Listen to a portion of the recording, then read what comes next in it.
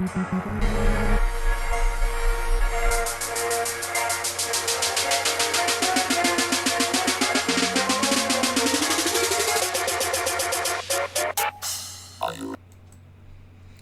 everyone, and welcome, for real this time, to Riffs, Ukraine, Freedom for the Borderlands, episode 18, to Overthrow a Warlord. I am one of the players, Mark, and I will turn it over to our DM, John.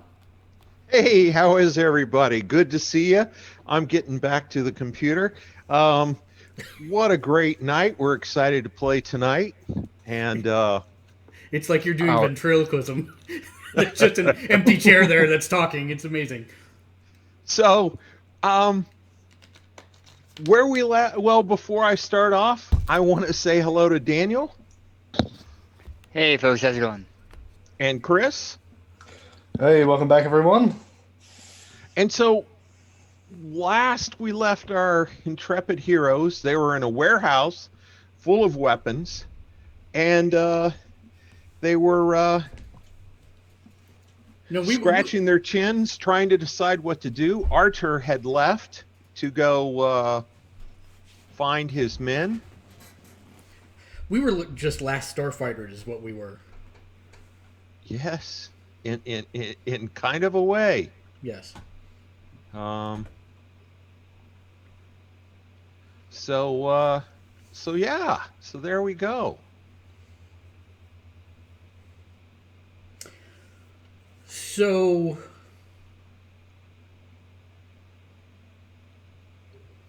I think what I would do at this point is send a message to Marco Okay. and ask him, how would you like to be the authorized weapons dealer for a potential new controlling entity in this region?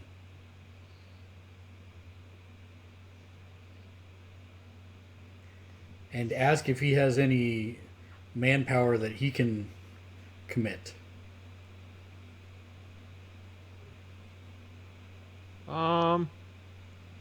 You're calling him on the phone? No, I'm texting him, sending him a message on the thingy. Oh, you can text, sure. Yeah.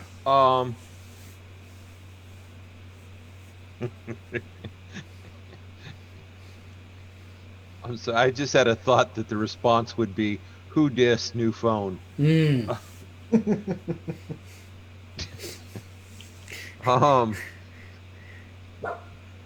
So he says, "I'm not sure what you have in mind, but we can talk." All right, so I'll pass the information to Z-Teach and say, Marco wants to talk to you. It's about potentially helping us with the raid. With the what? With the raid. But why would you hand them to me? I have no idea what's going on. Yes, you do. Okay, but literally, he has no idea what's going on. Yes, he does. He's been there the whole time. And he has no idea for war or weapons at all. Literally. But he'll try. That's the point. Yes, Marco, we have weapons. Power suits. Not sure what kind or how many, but we have some, and we have some coming. We just need somebody with a good, strong back to carry it out. No, we want them to come join us. Because Archer's getting his men. I'm telling you this while you're on the phone with Why would we want him to join us? Because he has a vested interest if he's going to be the main weapon supplier to the area. So Z-Teach will say, "1 moment, please," and he'll do like a mute action for the phone. Or am I texting? No, this was an actual call. And he'll say, "You realize if we die, everyone we've met will now die too, because you're bringing them all along." Well, if we die, they're probably gonna die anyways. Because Not they necessarily. knew us. They helped us. He will hunt them down. But how would anybody know they helped us until now? Or if you run in there blazing every name that helped us? The more people we have, the greater chance of success we have. Or the greater the chance something will slip up? We're not going in stealthy, and he points to the giant exoskeletons that are here. Marco, do I you have clicked the anybody who button that- pilots? No. Go ahead. No. They are. We already have someone to pilot all of these. All of Archer's men are going to be piloting these So what exactly do you want me to tell Marco to have his guys do? to come to this warehouse and help us assault the Warlord. The Warlord's base. Hey, Marco. Yeah. I'm not entirely sure why I've been appointed to give you this bad news, but do you have people that are willing to put their life on the line to stop this Warlord and possibly be under new management in this town? I like that new management thing. You won't be the new management. The new management's already been selected. Oh. I sell weapons. We don't really use weapons. That's Well- not what we do. It sounds like we don't really need your guys to hold weapons. We just need your guys to go in there and try to fight with whatever they have available. Yeah, I don't have people like that. I have Victoria. I have Well, Lada. Victoria shouldn't be coming. She's way too happy for a job like this. Yeah, I have Vlada. I have, I don't have. No, that's people that- Vlada you're thinking of. Oh, Dan. Vlada's the happy one. Victoria's the one that's constantly pissed off at everything that. oh, Maybe Victoria should be coming. Yeah, Victoria should might be. work. Yeah. Yeah. She could handle it by herself. Warlords. It sounds like if you want us to put in a good word with the new management, that you should be here to take part of the blame. No, not the blame. This is everything I thought it would be. It's fantastic. Lane, what are you Look. guys doing? You probably know too much. And he hangs up.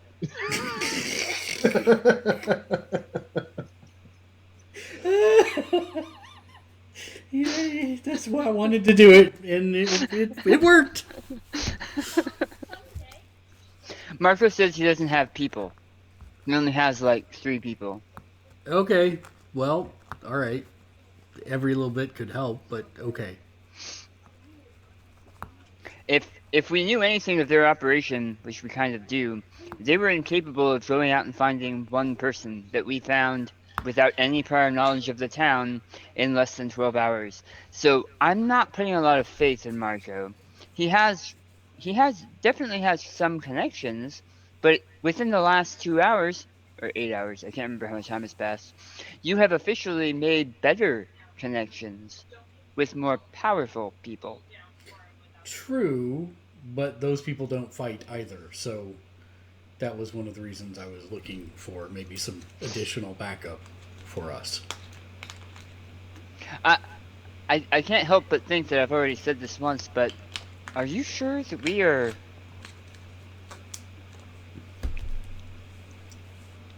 I'm trying to think of a diplomatic word for powerful enough, strong enough to do this thing that you're asking? So, the good news is that strong enough isn't everything. We have the codes to move around the base. And with that, we should be able to take them by surprise, eradicate the forces, and then that just leaves us with the Warlord to deal with at the end. If we're lucky, because no plan ever survives contact. 2 weeks ago, we had problems taking down one vampire, Yeah, this guy's And- not a vampire. and I had to burn down his house. Well, you may need to burn down the Warlord's house. Not ruling it out. This guy's not a vampire, but he is one of the most vicious of all the warlords. And that's why if we get the chance to take him out, we don't hesitate, we don't debate it, we do it, and it gets done. Codes just open doors, right? Codes just open doors. Mm-hmm. If we went back to some of the towns we've liberated, we might be able to get some men. But those towns need those people, especially if they're liberated from...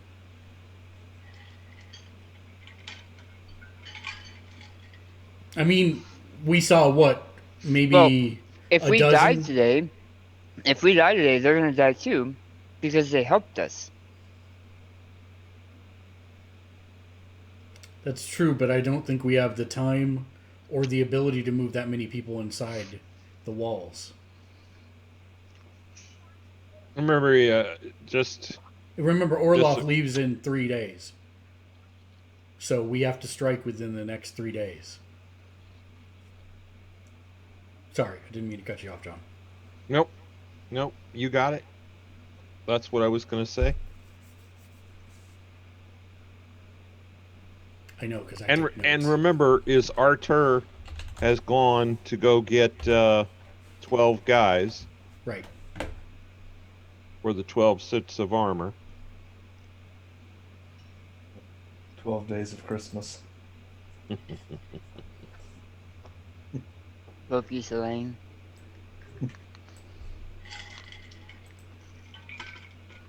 All right. So,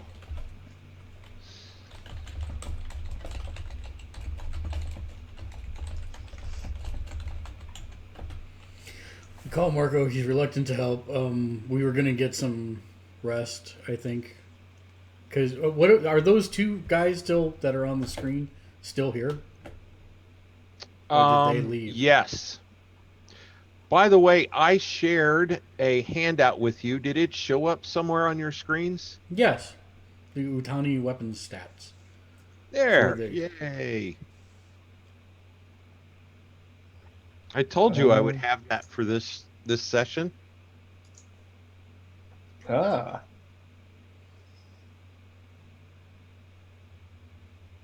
That's cool.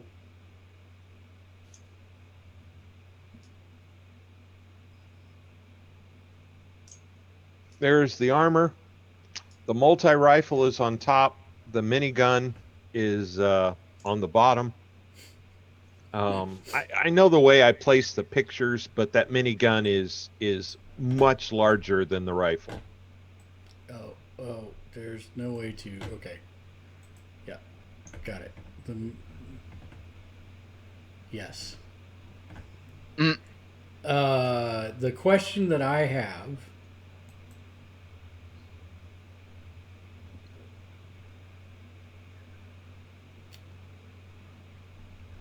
I have many questions.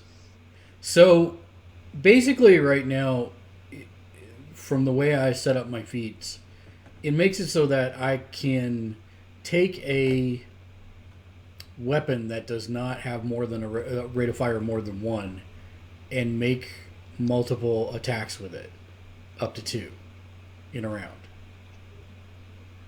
Okay. But I'm trying to find it.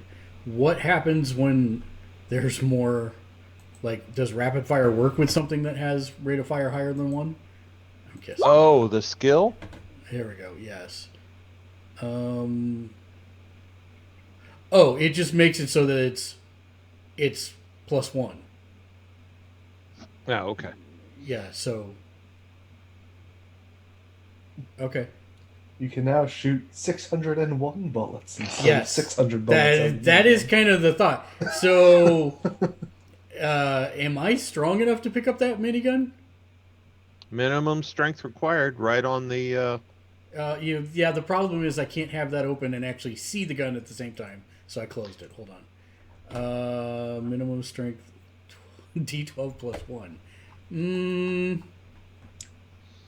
I can carry it. Jump in one of those exosuits. Yeah. Sadly, I cannot carry it. Okay, I'll stick with my ranged weapon. What's your extra strength in a suit? Well, I'm not trained to do one of those suits. And Oh, besides, that's right. We have that minimum- power armor. yeah, the minimum strength is D12 for the suit, anyways. So these are going to be husky Read boys. the notes for the suit. Mm-hmm. While powered, Mm-hmm. Yeah, that's great. But the minimum strength to drive it is a D12, which I do not have. what basically what the book is saying, and I copied No. this right out of the book. While it's It- powered, it grants you a strength of D12 plus 1. Mark, just like me when I was in mine, this one has no minimum strength to use it while powered because it's powered. Once it runs out of battery, you fall backwards like Iron Man with no power. Right. You're just like I did that one time. Right. Oh. So you could have a D1 strength and run this thing, so long as it's powered. Okay, just to be fair, that's not what it says. That's why I was confused. Yeah, it is. It says no minimum strength in the notes. Where? In the notes. Right where we told you to read it. Then why does it say minimum strength D12 just above it? That should be what strength it gives you, probably. No? Grant strength. No, that's the minimum strength to Oh, carry. yeah. If you don't have any power in it, it requires a minimum strength D12 to move. I see. That's why the notes say while powered. Yeah, it I grants. get. Jesus Christ! All right, I'm just saying it's not clear the way it's written. Thank you. Jesus Christ. We can move except on. that we told you. We've explained it to you 4 times, so just accept that what we're saying. Move on.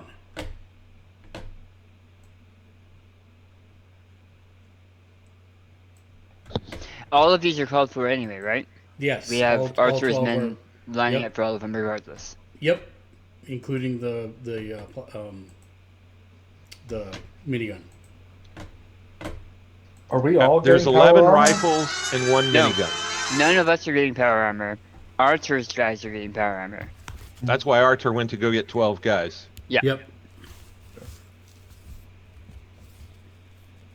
I think we should load you, Sveta, up with 4 Volta plasma cartridge miniguns. And then you go God mode, grow 2 more arms, and just lay waste.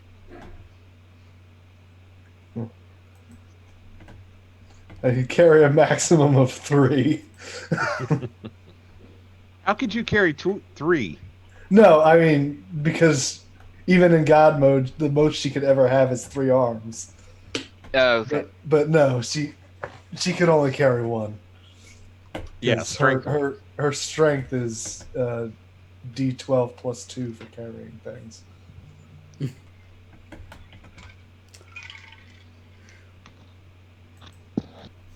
Well, if those 2 guys are here and they're overwatching everything, then yeah, no reason not to get some rest before Archer's men get here.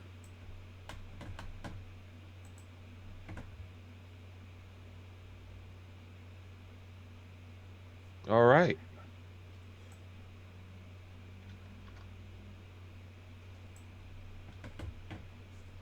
Although with how super strength scales, I don't know how it would be when it's D12 plus 3.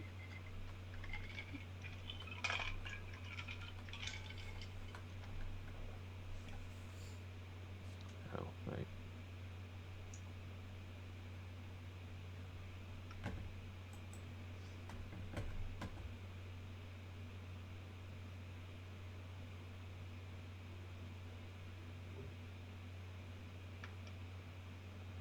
All right. Well, you guys lay down to sleep. And are you setting any kind of watch or? Sure. Can you type the order in the chat I'll box take there? first.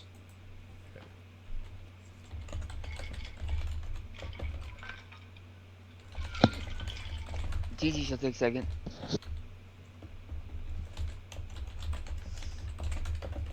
All right. Nice. Thank you. All right. So it's kind of late at night.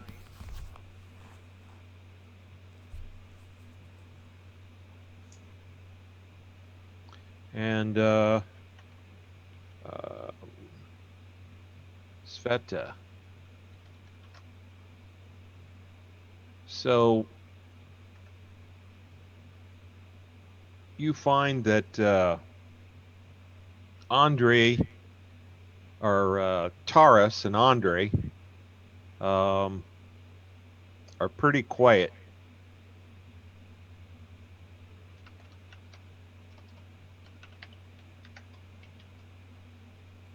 Who are Taurus and Andre? Just a second.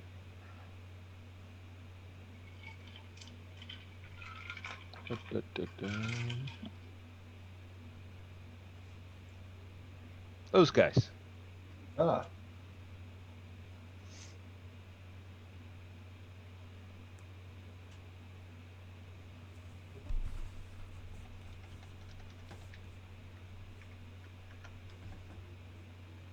They don't. They stand by their Jeep and don't say a whole heck of a lot.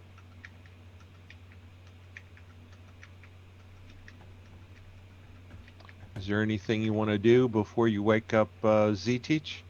no. All right. Nothing really happens, and I assume you wake up Z-Teach. Yep. All right, Mr. Z-Teach. You Z-Teach get will woken up. Yeah, he'll stretch. He'll do a couple, like, running quietly back and forth to help wake himself up. And then he's going to grab a couple water skins and walk over to these guys, who just seem to be standing there like robots. Okay. They look at you when you walk up. If his tongue is hanging out of his face like that the whole time, he's gonna be pretty thirsty. Yeah, that's what I was thinking.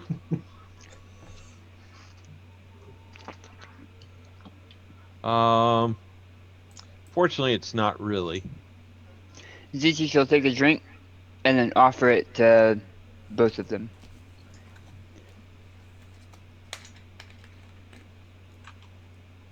A drink of what?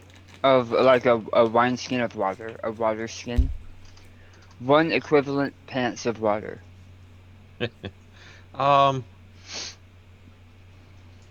Taurus says, he just no, thank you.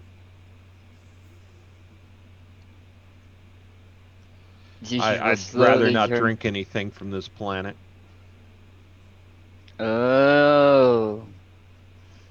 Which one is Taurus? The big one or the little one? Little one. Do they look to be the same species? They look how they look. Are you from the same planet or different planets? We're from different realms. How do you acclimate so easily to so much that is different? He kind of tilts his head at you and like considers you for a moment.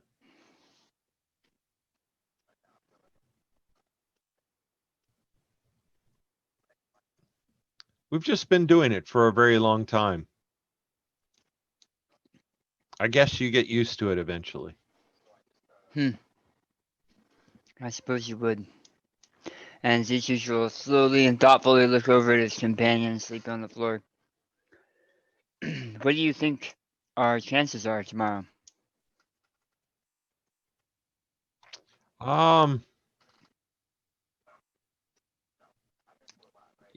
don't know. Butani didn't have us do a lot of reconnaissance here. We're providing security at this location. Are you going in with us? Or are you guys staying out of it? Yeah, no. Once you guys leave with these weapons, we're done. Well, Until you come back to take me back to my world, right? Of course. If it happens. Contract is a contract. I That's can, assuming Connie sends us. Oh, true. She has others. She would. They would. Well, I'm gonna go and sit over there and think about what's coming up. You have a wonderful evening.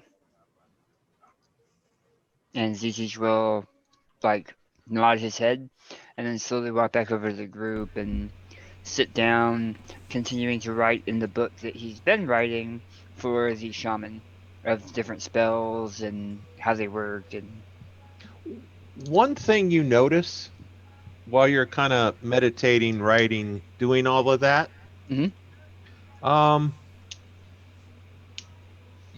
As you've been here, there have been areas without a ley line. I mean, most of the time you've not been in a ley line, Right. but this is the place that feels the least close to a ley line as you've been. Oh, really? Yes. Oh. Has it been that way this entire time in the city? It has. Oh, wow. I guess that explains the more of the reliance on technology.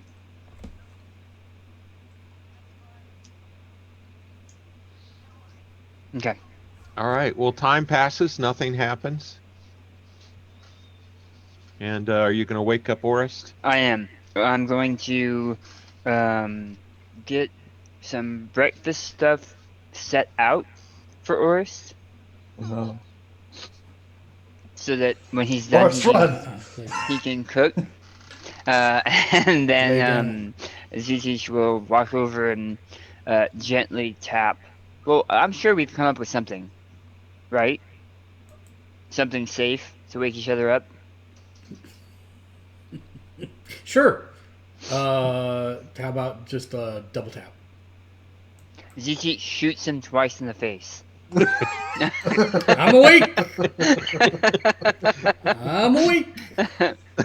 Zizich And will I'm dead. will tap Oris' foot twice, just kind of gently, which we've talked about is the safest way to wake up and not get something chopped off.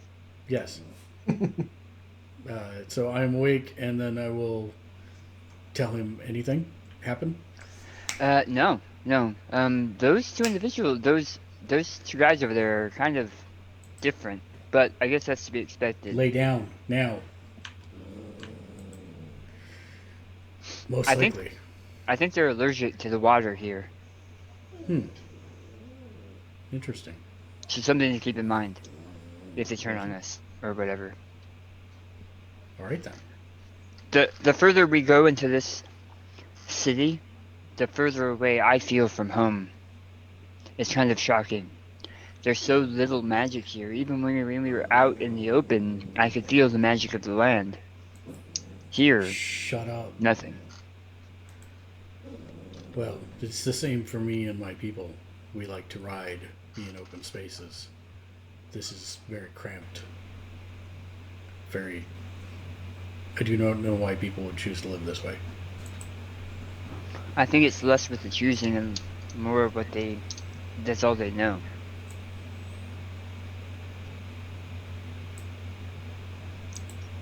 And Zuki will curl up and go to sleep. Orist will sit up and he will stretch.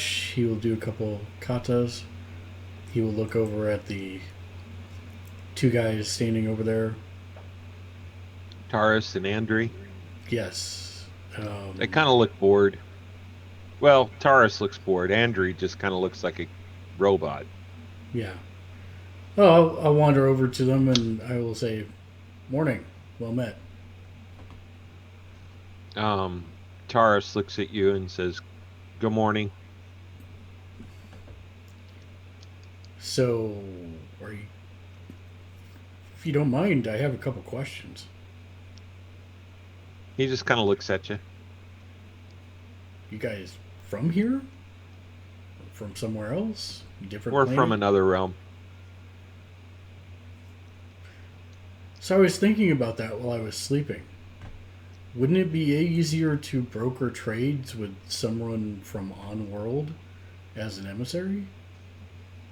Not trying to put you out of a job or anything. I'm just trying to think of the logistics. If I have access to all time and place, wouldn't it be easier to, kind of indoctrinate somebody from the planet itself to act as my representative? Or do you find that you don't get a lot of... Is it easier maybe the other way?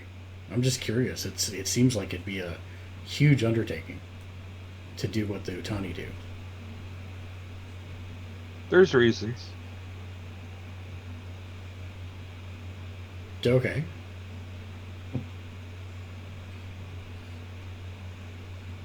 So There's vulnerabilities. There's of course competition here on Earth. If we left someone like you're talking about, they would be vulnerable to the competition. Oh, I see what you're saying. We show up, we make our deals, we leave, we're not vulnerable. I see. It's interesting because my people ride across the countryside and they never really make a home anywhere. The home travels with us, and it would seem that is kind of similar to what you guys do.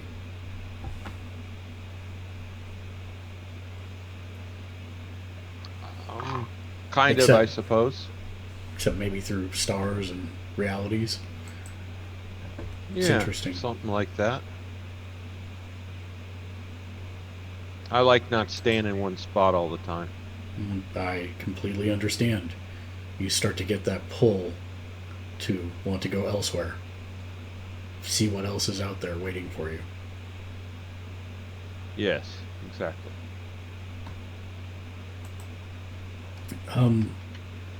My friend seemed to think that you were possibly allergic to the water here. Is there something I can get for you or try to do for you to make you more comfortable while you wait? No, we're not allergic. I just well, I don't want to hurt your feelings, but this is a piss water backwater planet, and I don't want to drink anything off it. I don't like drinking piss water. Okay. To be fair, I've not had a lot of water in the city. You could very well be right. I'm used to getting it from mountains and springs.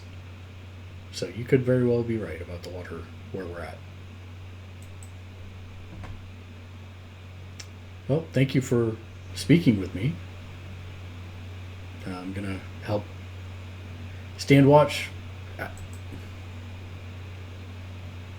And he looks at the big guy. I just noticed you have multiple arms. That's very cool. Oh, wow. Does that make it easier in a fight or harder because you got to keep track of where all of them are? Do you think about where your arms are? Yes, sometimes, especially if I'm trying to execute certain maneuvers.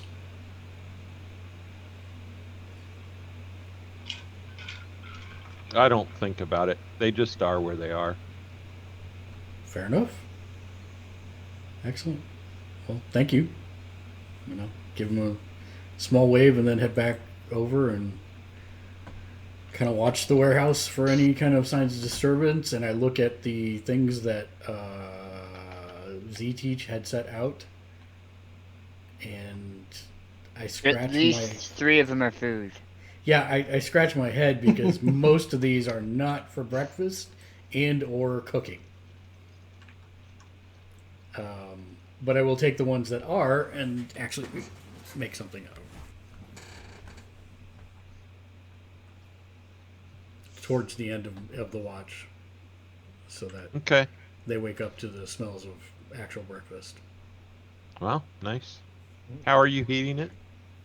I will see if there is a small amount of kindling to start a fire. If not, You're in a steel and concrete warehouse. Use enough. Sveta's warehouse forge. Yeah. Yes, that he collected last time. Yep. I'll probably use the plasma gun to heat a section of concrete. I mean, it is plasma. That's what it's for. We It'll make woke it- up to the smells of breakfast and the sounds of plasma being ejected all over the floor around us. One spot. Away from the equipment, away from everything. Um. Yeah. Okay. I'm just gonna say okay. I mean, it comes out and it kind of explodes, Mark. Oh. And I mean, there are some Star Trek episodes where they shoot phasers at rocks, but that's Right. That was kind of the idea. yeah, no, I get it. And if it was a laser rifle or something like that, but plasma burns and splashes and Okay, well, is that something that I could do with my laser pistol then? yes, Well, then, absolutely. you can. there you go, laser pistol. Yes. Yeah, not. I was just trying to think through that. I was just like, oh, good Lord. Sure. So I'll pew pew the concrete till it's hot. Yeah, easily done. They wake up to the smell of, definitely wake up to the smell of whatever's cooking.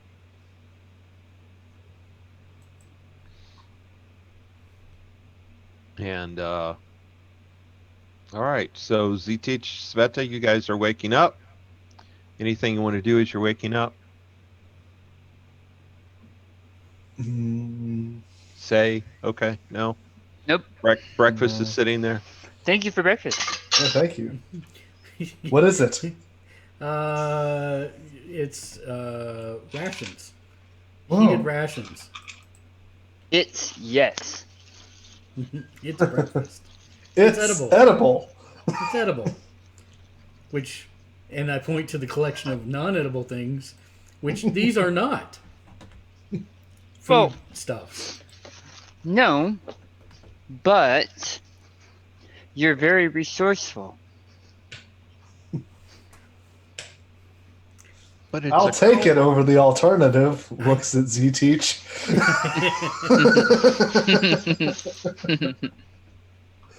Yeah, I'm not sure what I was supposed to do with the crowbar, but A for effort and Eat the food into adaptability. submission.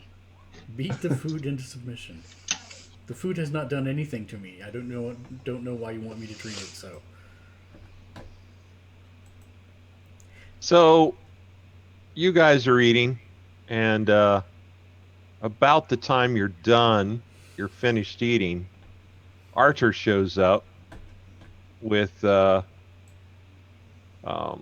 guys.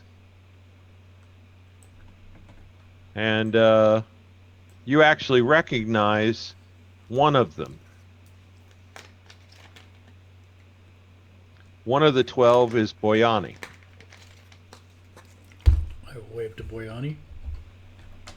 Do you guys remember why you remember him?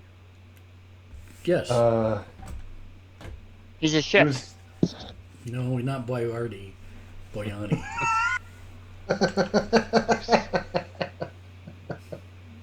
Good job, He was- Daniel. You broke Chris. he was there in the werewolf fight, wasn't he? He was. That poor survivor. So Arthur introduces. Introductions go around with everybody. He introduces you to them and them to you, and Red shirt 1, red shirt 2, red shirt 3. they're the names. Okay.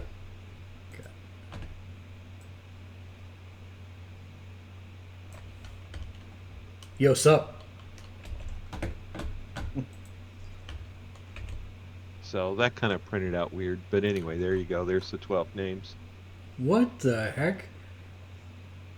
So there's Ossip and Yassip. Oh, I see.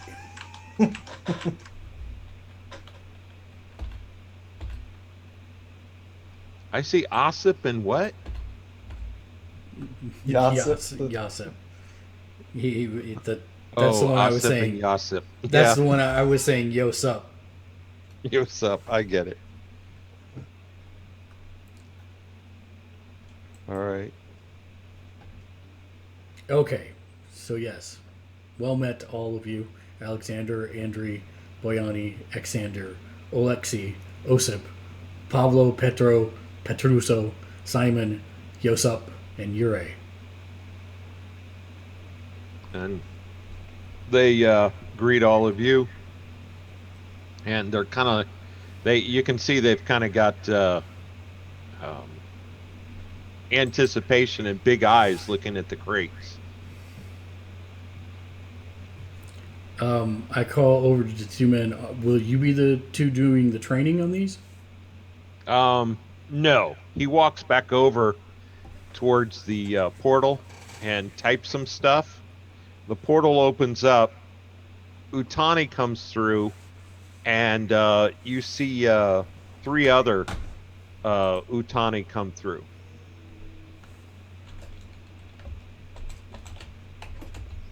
Where is Utani? There he is.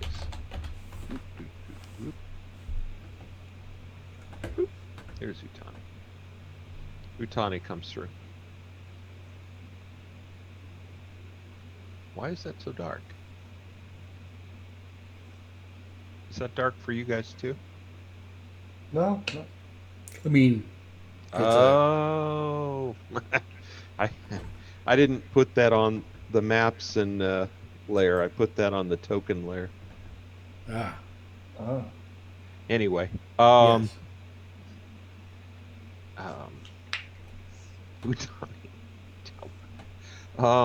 you know what's funny is I think of I always think of Predator or Aliens, but that wasn't Utani. That was what?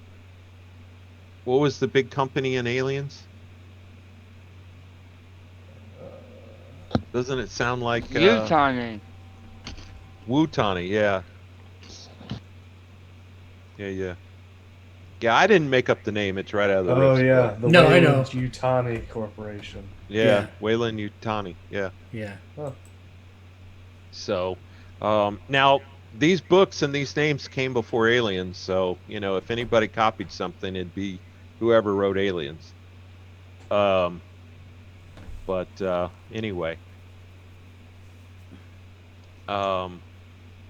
So, you see the Utani come through, and you recognize that.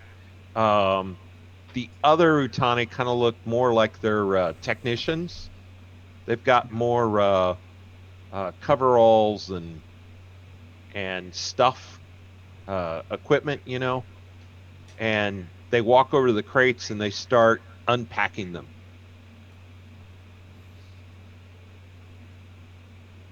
And it takes no time at all, and eventually you have 12 suits of armor lined up with weapons in front of them. And they, the main Utani says, who's going to be wearing the suits if they could line up in front of a suit? Archer directs his men to go line up. They all line up in front of the suits. Archer is not wearing one? He's not. Okay. He would make number 13. So how do the men look? You said they were big-eyed. Is that big-eyed in excitement or fear of what's coming? Say that again? Said how do the men look? You said they looked big-eyed, but is that in Oh, excitement? big-eyed. I thought you said big guy. Oh, no. Yeah, they're excited. I mean, Okay. I don't know about you, but if I got to go to a warehouse and crawl inside a powered suit of armor like that, I'd be excited. Yeah, but I mean, conversely, they're using the suit of armor to attack a warlord, which doesn't seem like a small feat. No, Yeah, but it's that's probably not something happening. that they've been looking forward to for a while. Yeah. a chance like this. And to actually have something that's not some makeshift, used hand-me-down something. Yeah. Yeah. Besides, it is fun to go to supply while you're on the way to a war zone and get cool stuff handed to you. It just is. He's not wrong. So, all right. So you can see that the three technicians are each taking a suit and a man, and they're measuring and doing all kinds of stuff, and it seems like that's going to take them a fair amount of time. Based on how long it's taken them to do one, it's going to take them about 2-3 hours at least, maybe more. The other Utani just seems to be standing patiently. And anything you guys want to do in the meantime?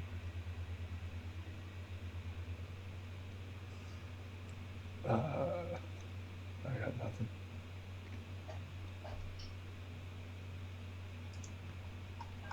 Oh, you're asking me about the catalog, Chris? Yeah. I don't think there's anything that Sveta would even know how to use, but I was curious. You were what was in supposed it. to do your homework. I was looking for it, but I couldn't find the link. I didn't know where it went.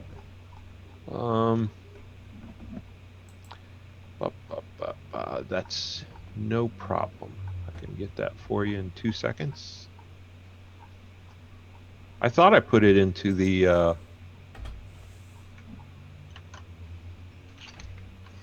boom. There you go. Yeah, I thought you put it in The trove. Viber.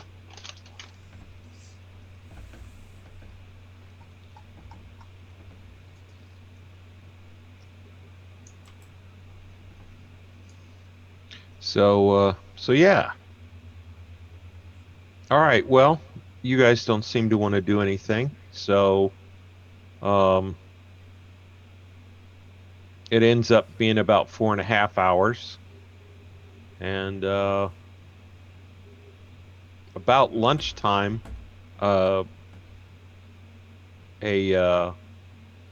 DB with kind of looks human with a smooth skull and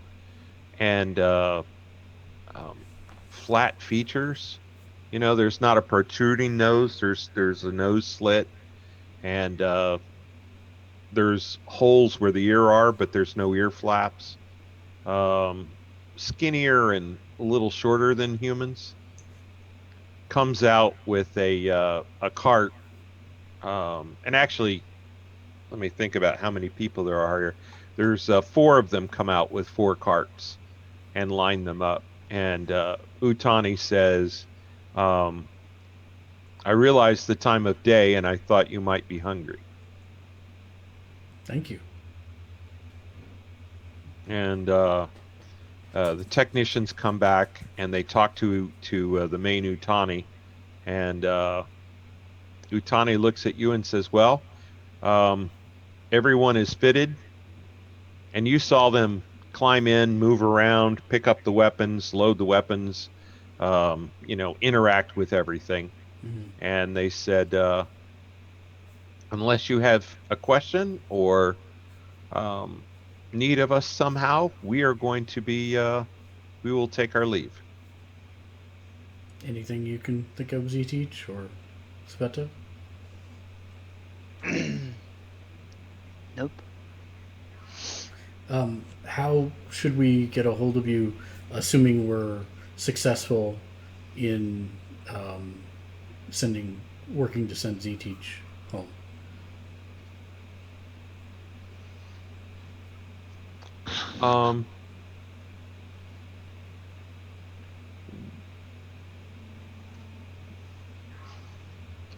The Utani talks to a technician, and he comes back and he hands you a thing that's about the size of a smartphone.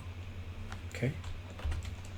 and he says, use this device. And he shows you, it folds open and there's just a button on it.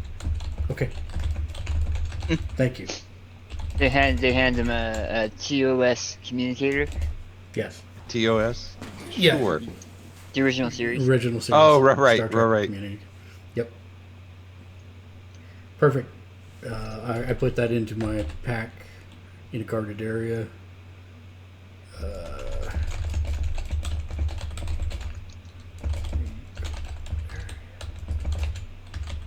And yep, perfect. Thank you. With any luck, we will have much business to conduct. All right, with that, they go and they walk through the portal. Taurus shuts down the portal. Actually, um,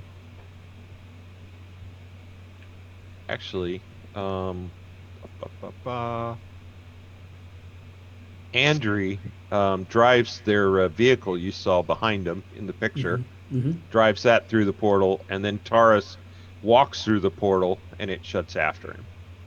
Perfect. And you guys are there alone with, the 13 plus 3, 16 of you. So,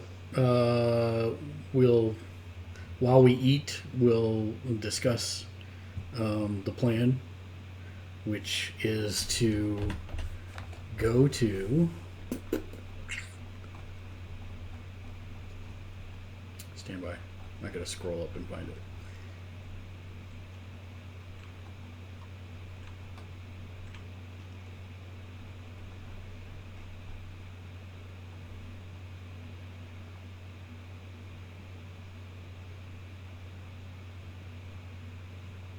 Okay, so we're going to go in through the underground parking area.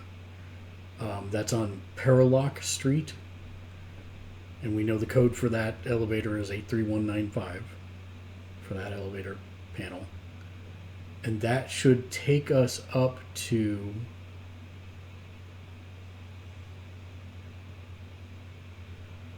That should take us up to our first obstruction, which is a heavy cyborg with no face... with no face showing. We take him out, then that allows us to get to Orloff's bedroom.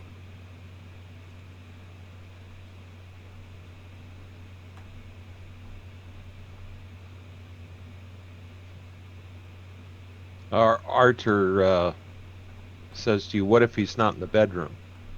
Where do we expect him to be?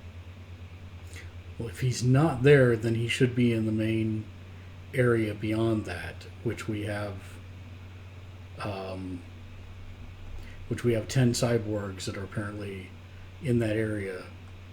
It also happens to be the area where he can communicate with the Splugorth, but we don't need to get into that room unless he runs into the hide, but we have that code as well, which is 16954.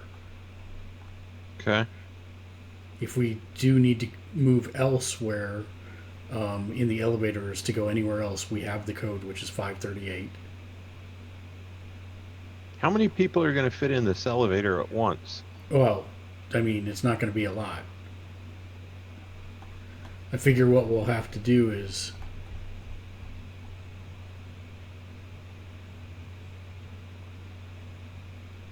Hold on one second.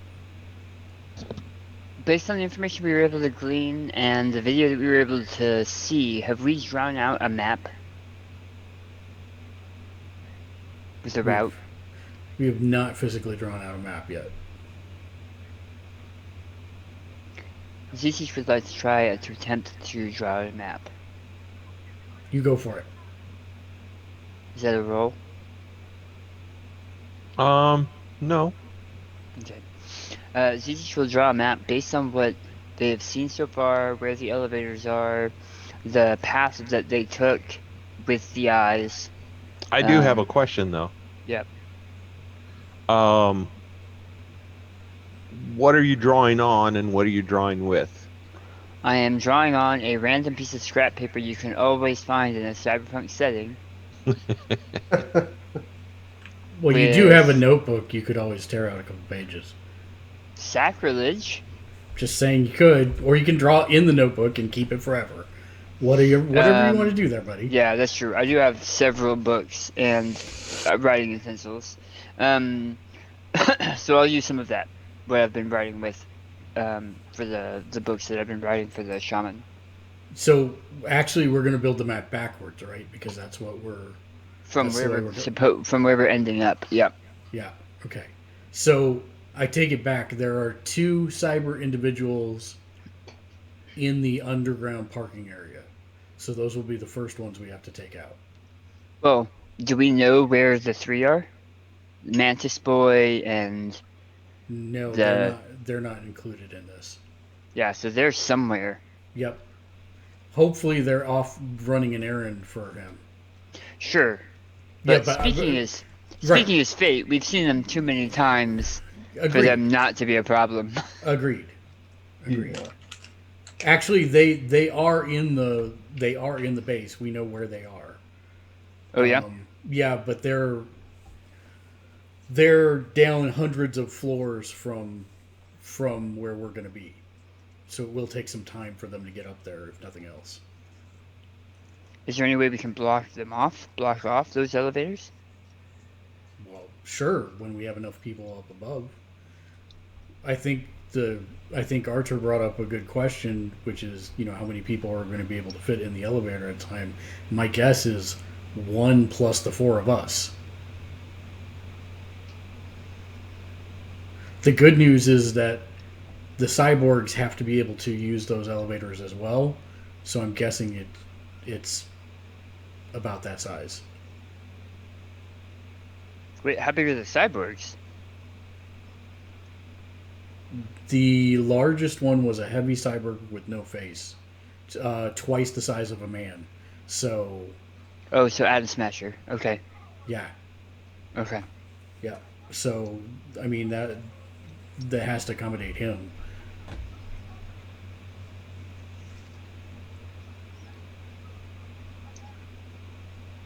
So yeah, we start there in the underground parking area, 2 cyber individuals there.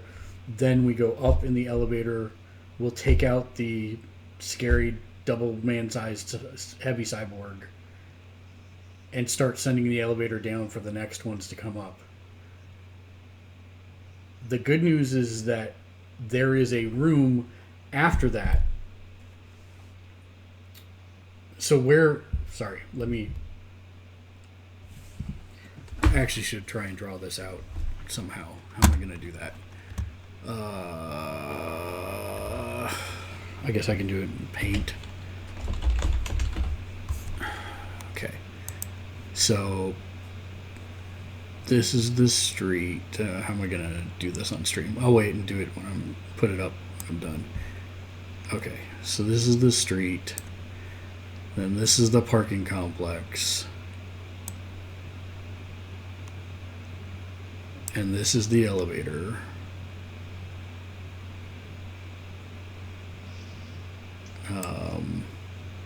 And then this is the 8x8 room. And that is the one on the right.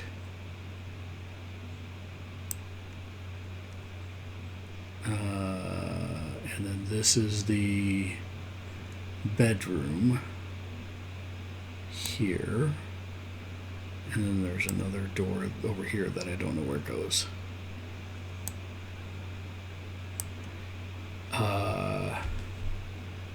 Okay, so there's that bedroom / lounge area. And then that goes to another room with the side room for the Splugorth. And this is the Splugorth.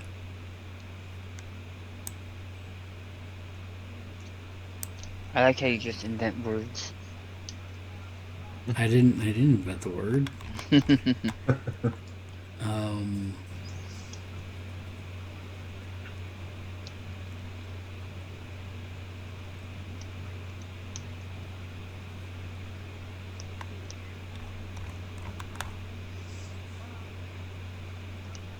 Okay. And then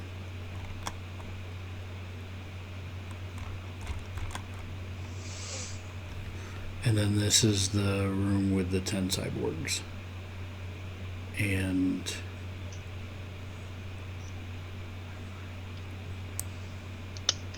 okay. So is there a way that I can put this into Roll20 or no? No. Since I'm not You have the to DM. send it to John, and then John inputs it. Okay, so If John wants to. yeah. I want to. I didn't want to speak for you, brother. Street, I appreciate that. parking garage. Garage. 2 cyborgs. Elevator. I'm now labeling these things. ELV is elevator. 8x8 with 2x heavy cyborg. Ooh, heavy cyborg. Then this is the bedroom.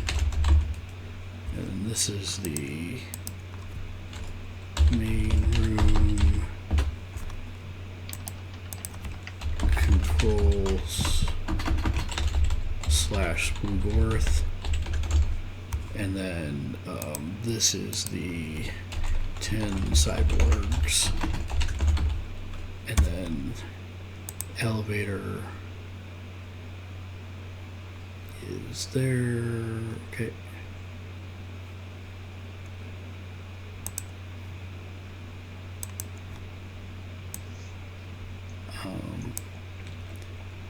Actually, I'm going to add the second portion of this, which is down below. And then I'm going to put a 2 down here. 2.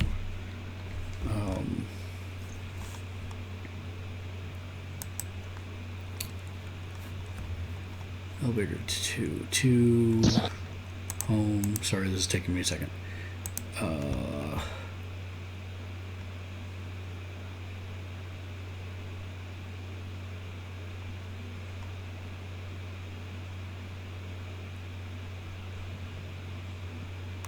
Hallway,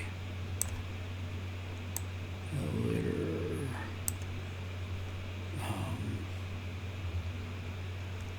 looks like this is the area with those people, and then this is the front entrance. Okay. So ELV up, and then this is the room with Mantis, Harlequin, and then this is the front entrance.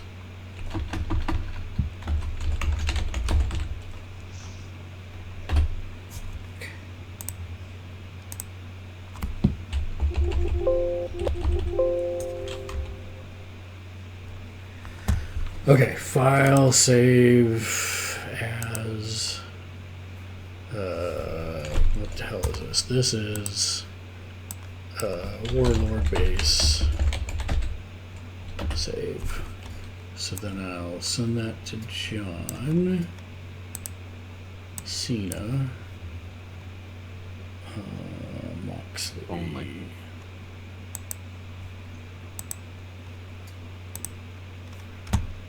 Okay, so send there.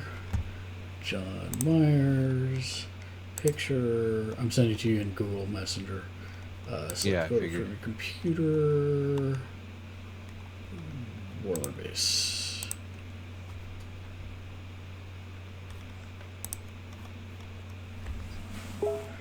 Oop.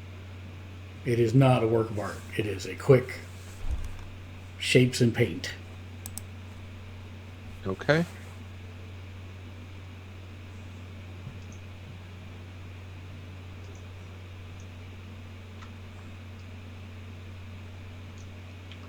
Okay.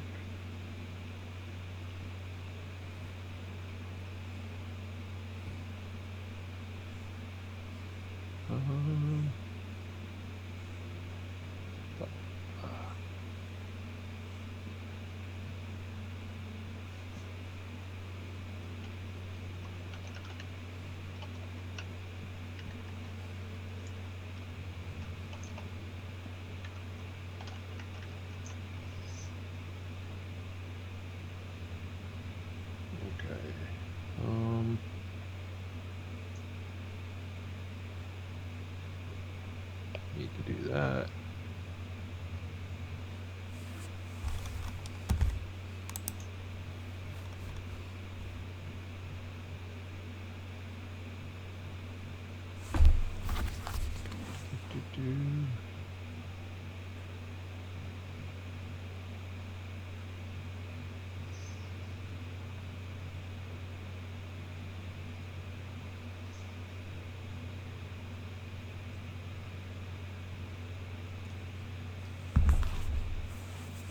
Did I put it on the right layer? I did not.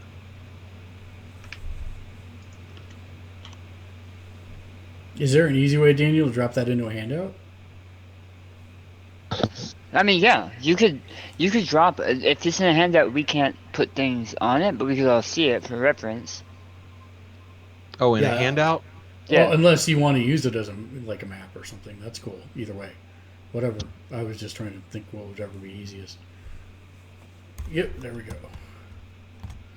So, the top part is the top of the Warlord's Palace. The bottom is 2 is the bottom. The bottom from the front, which is not where we're going. What's the Harlequin? Mantis and Harlequin were in that room. Off the long hallway, from the front entrance to the elevator that she had to walk down. Mantis and Harlequin? Yeah. The Mantis cyborg and the female cyborg. 2 of your 3 henchmen for the Warlord? We just Yeah. don't have the guy with the pork pie hat. Right. Yeah, Bogomol, Natasha, and Sayship. I don't know where And where the hell have we got Mantis and Harlequin? no Because idea. one of them looks like a mantis, Yeah, I remember that. I don't. and yeah. one of them is the only female cyborg we've seen so far.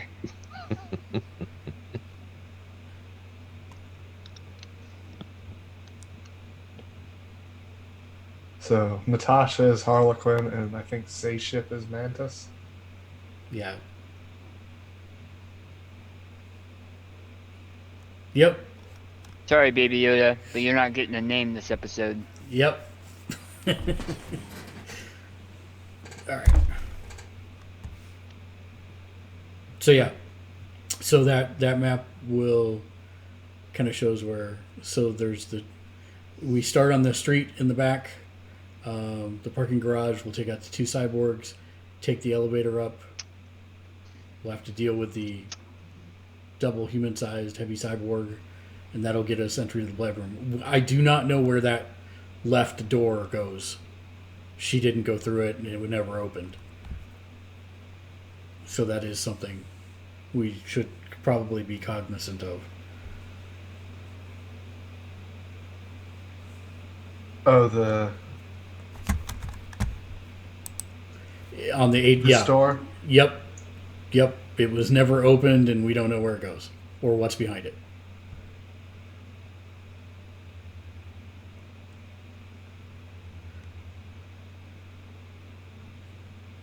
Because when she came out of the bedroom, she was in that 8x8 room with the scary cyborg, and there was a left door and the right door, and the right door was the elevator.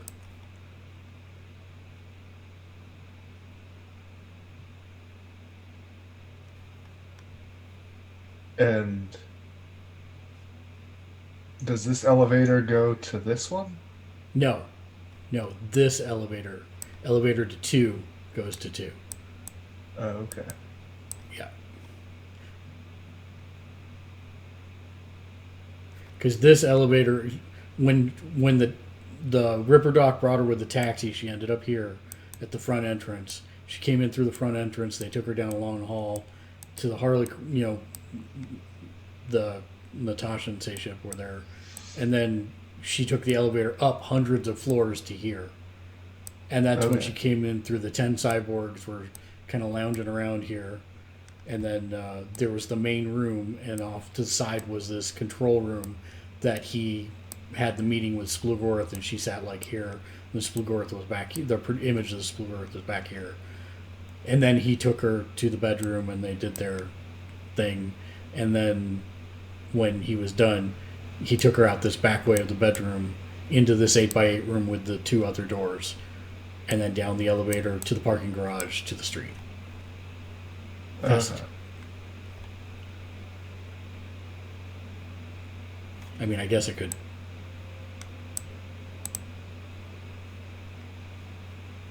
Because with luck, we won't need to do anything with level 2. Or number 2.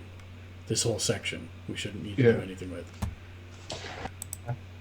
But we may want to bring the elevator up if we can get to it fast enough and disable it.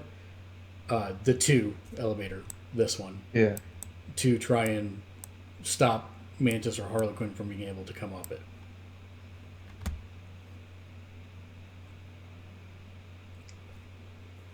Okay.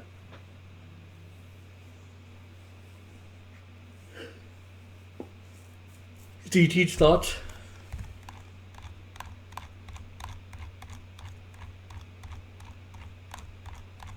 Is he gone? I'm out of my depth.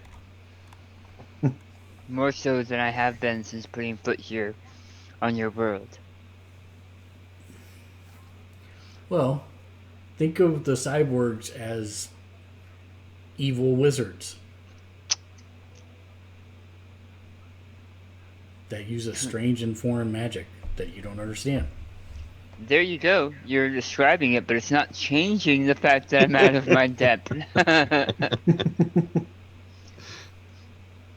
I mean, it is kind of the same as when we were hunting all those bugs in another lifetime. We didn't know what any of those did, but we managed to do it. Same here. I mean, who was it that helped us prevail and come to victory in the first tournament with cyborgs as soon as we woke up? Trapped. Those were cyborgs? Yes? I thought they were just people on a lot of drugs. Well, they were. They were. But they also had cybernetic implants, if I remember correctly. A lot has happened since then. But true. You've become stronger, faster, wiser. Yeah, but we still don't have this technology. If you cut All out right. their hearts, do they not bleed? The answer is they do. But don't try and cut out their hearts. It's a euphemism. It's a saying. I mean, just try and kill them. But don't cut their hearts out. Just kill them. Well, I mean, that would take too long, and they would probably murder you. Just kill them with magic. It'll be good. Are we attacking the Splugorth as well? Splugorth isn't there. It was just an image. Oh, okay. It was like a hologram. Ah. That's who he's doing business with. Instead of the Utani. Makes sense. So, Arthur, thoughts, questions? Flaws, things we're overlooking? Yeah, I mean, I'm just trying to think of what. I'm trying to think of what could be different. I mean, we saw pictures. We saw what she saw at one point in time. Mm-hmm. And I do worry that there's a possibility that things change. So, are those suits able to fly? No. Well, that's not convenient. Does your suit fly? Daniel's did. No. No, he used magic to make it. That's a hair splitting if I've ever heard one. Then sure, I mean- all of their suits fly, and I'll stay here. They'll fly for about 30 seconds, but they'll fly. How long How long did it take for her to go up and down in the elevator? Like down, especially down from the room with the heavy cyborg. You guys skipped over it. I don't understand what you mean. Vlada was running the recording, and she said, "Should I skip forward?" And you said yes.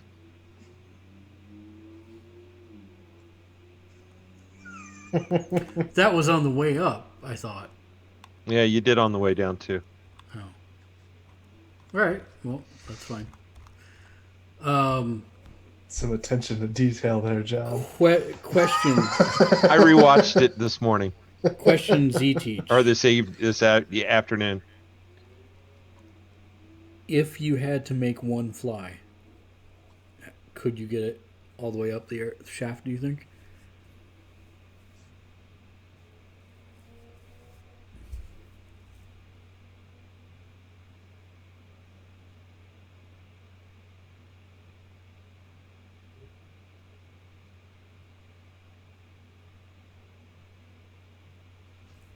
That's Did you hear that, Daniel? It's a whole lot. I'm thinking. He's thinking. Oh, okay. Okay. It's duration 5. 5 rounds? Yeah. 5 minutes. Oh, 5 minutes. So that should be more than enough. How fast can it go? At normal, it has a pace of 12, or twice that with a raise. If I do super flight or swift flight, which costs more points, it is about 60 miles an hour. So right now it's about 30 miles an hour. 60 with a raise. You Couple hundred floors. Yeah. That's less than a mile.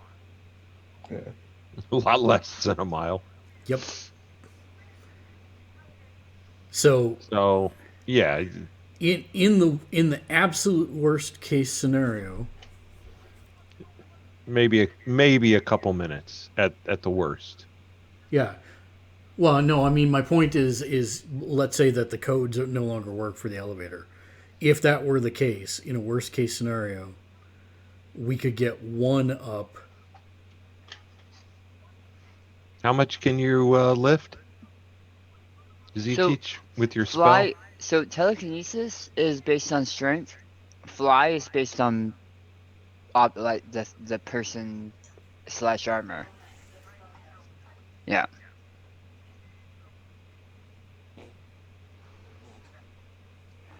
Where are you, flight? There you are.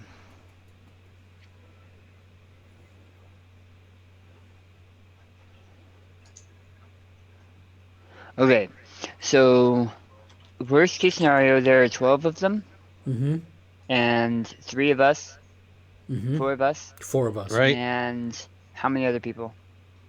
That's it. Is Arthur inside of a suit? Negative. So that's another person. So that's 5 of us. No, No, 3, 4. That's the 4 of That's us. the 4. Okay, so that's 16 people. Yes. Yes.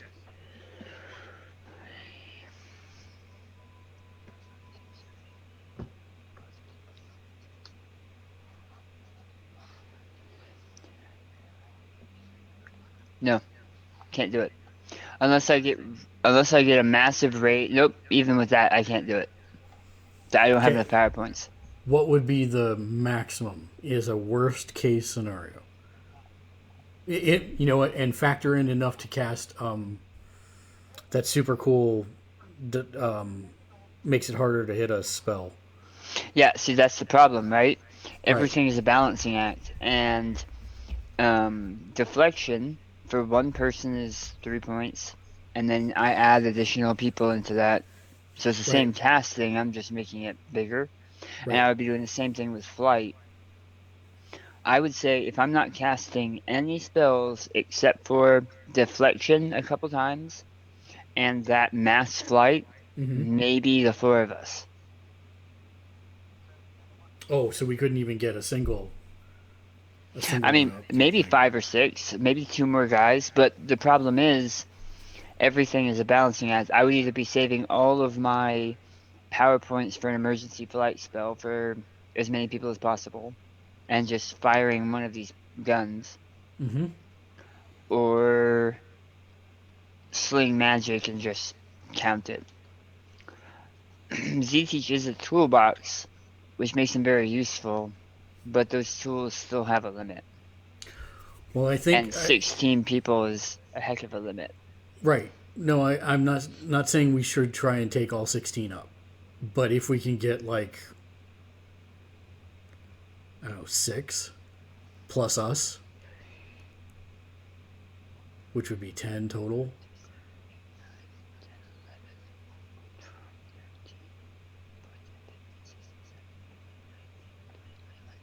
It would be 21 points to fly 10 people, including myself. Okay. I don't know what your I have PowerPoint I poll have is. 30 points total. Okay. Okay. This is a lot of strategizing for a situation we don't know.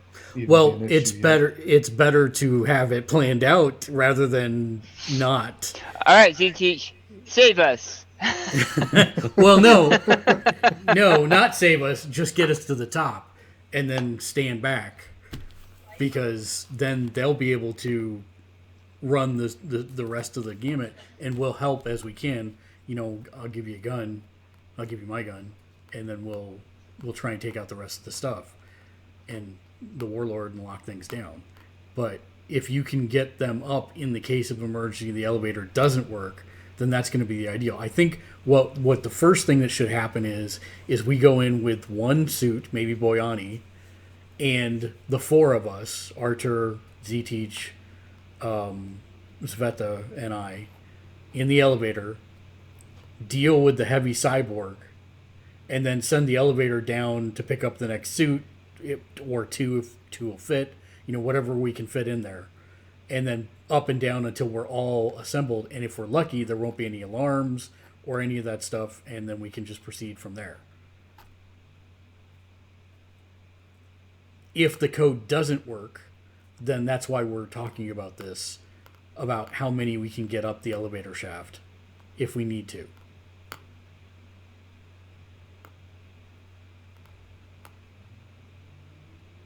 And I do realize that would leave you depleted, but I think you're the only one who can actually get the people up there. If we're going to make a go of it. Hell, I don't know. The alarms could trigger after we attack the 2 cyborgs in the parking garage. I don't know. But we'll find out.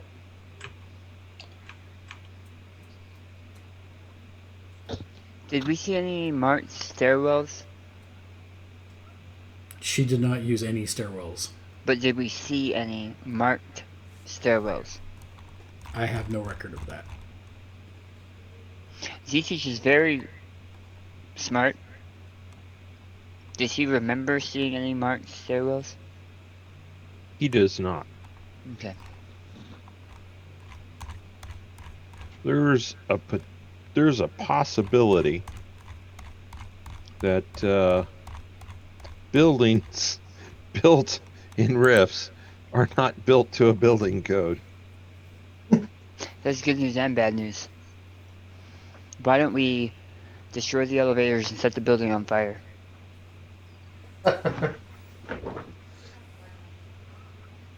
This can be done.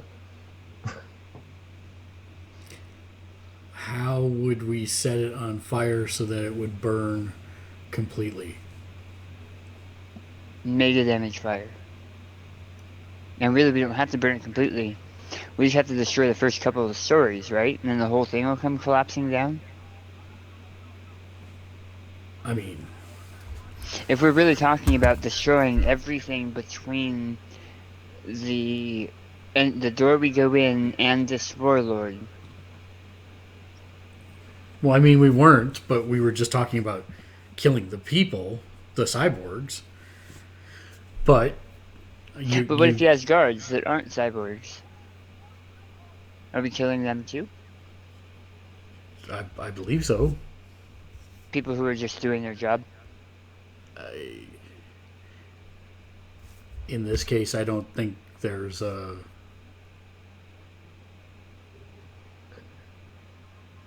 This has been my problem from the beginning with this idea that I want to help liberate the Ukraine, but where is the line? If all we're doing to liberate the Ukraine is killing without any boundaries,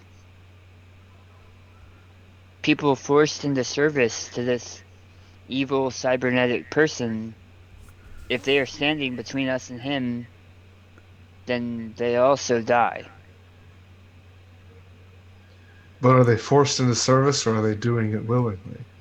See, the question is, how do you know? And I think with an opportunity like this to remove the Warlord, we have to do the best we can. The goal is to not kill everyone in the building. I don't think that is the right idea. We're concentrated on the tactical targets that we've identified here.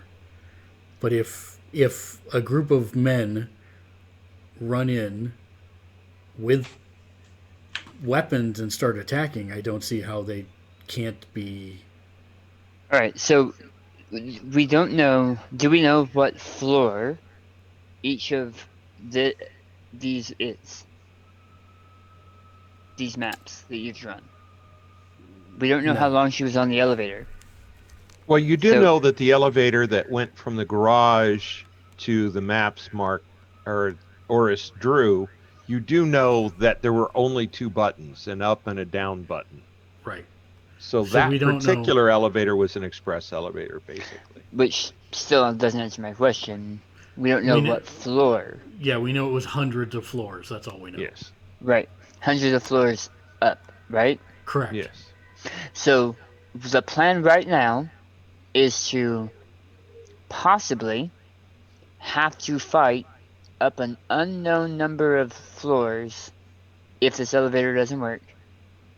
Or me cast fly on people and us to look in windows for up to 200 floors. I don't understand what you're talking about. It's an express elevator. There's only two entrances. He's saying if the elevator doesn't work.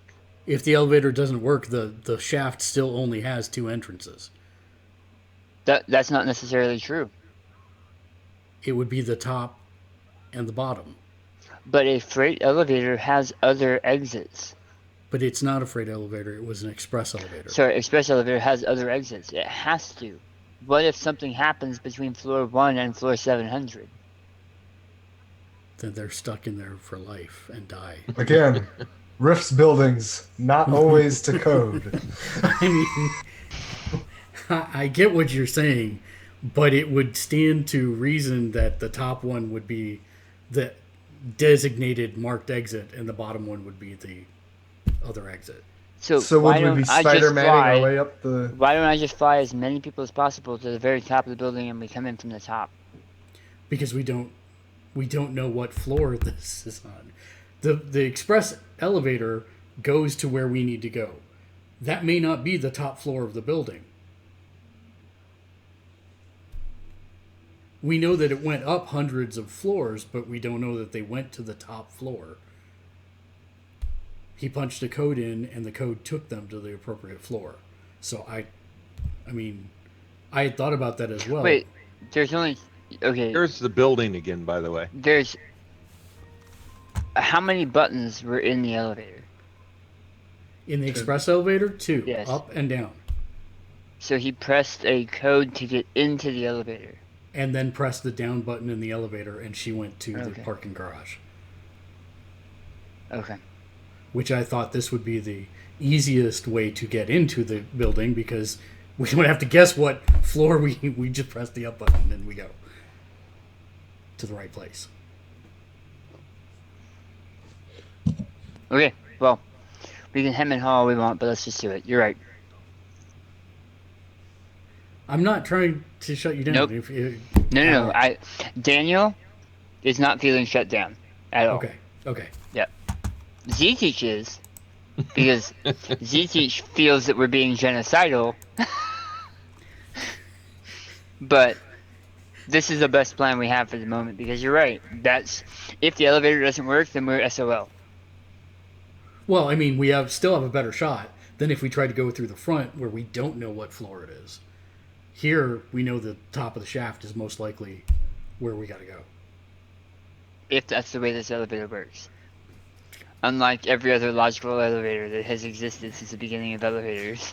Hey, I'm just telling you what was recorded on our eyeball thingies. Alright, so what's the first move? Well, do you have a truck or something that we can drive to the parking garage, Arthur? Military truck where we can load these guys onto? I do not have a truck that. Gosh, that would have been nice to know before they left.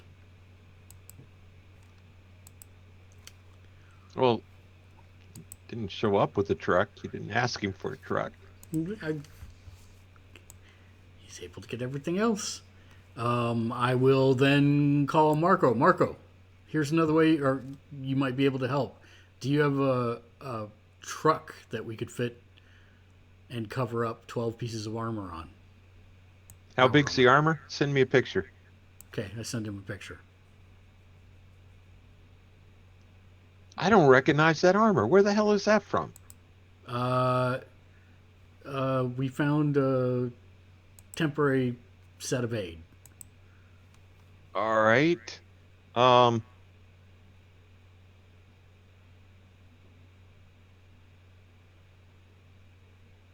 Just a second.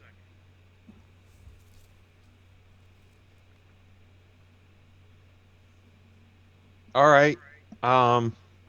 Yeah, I got something. Miaznik, give me a location, and Miaznik will meet you there.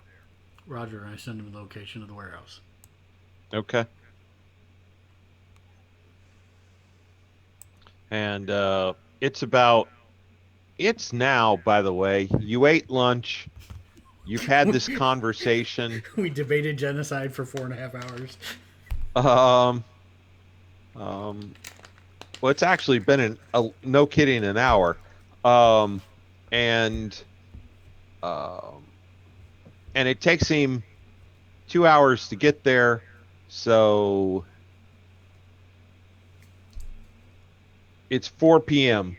when Miaznik shows up with the basically it's kind of like a giant semi. Mm-hmm. And instead of being a tractor and a trailer, it's all one giant piece, but it's the size of a semi. Perfect. I will give him the coordinates of or the name of the street, which was, I have it written down.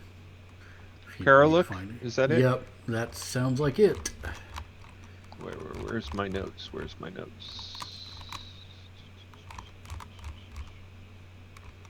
Is that actually a road in Donetsk? Yeah, Paralook. Or Paralock.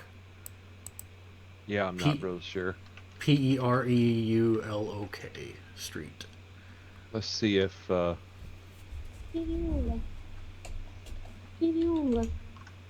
Can you hear that? Paralook.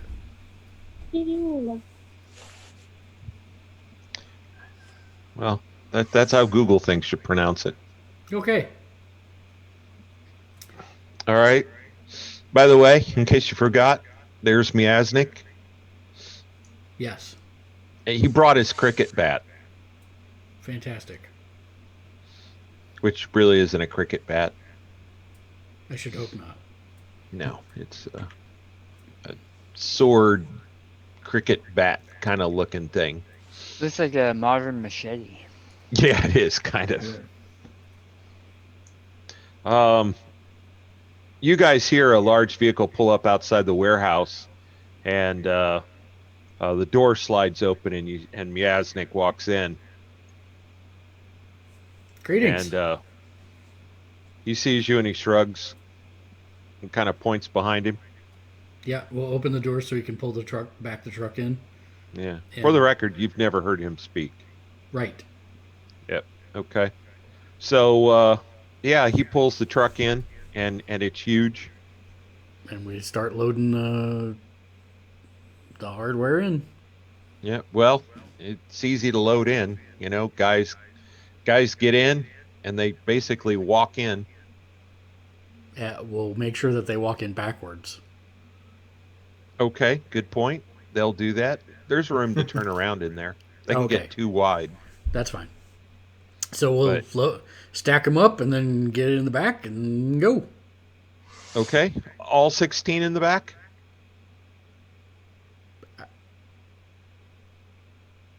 That's I mean, them, Arthur, and you three. oh yes, yes. Okay.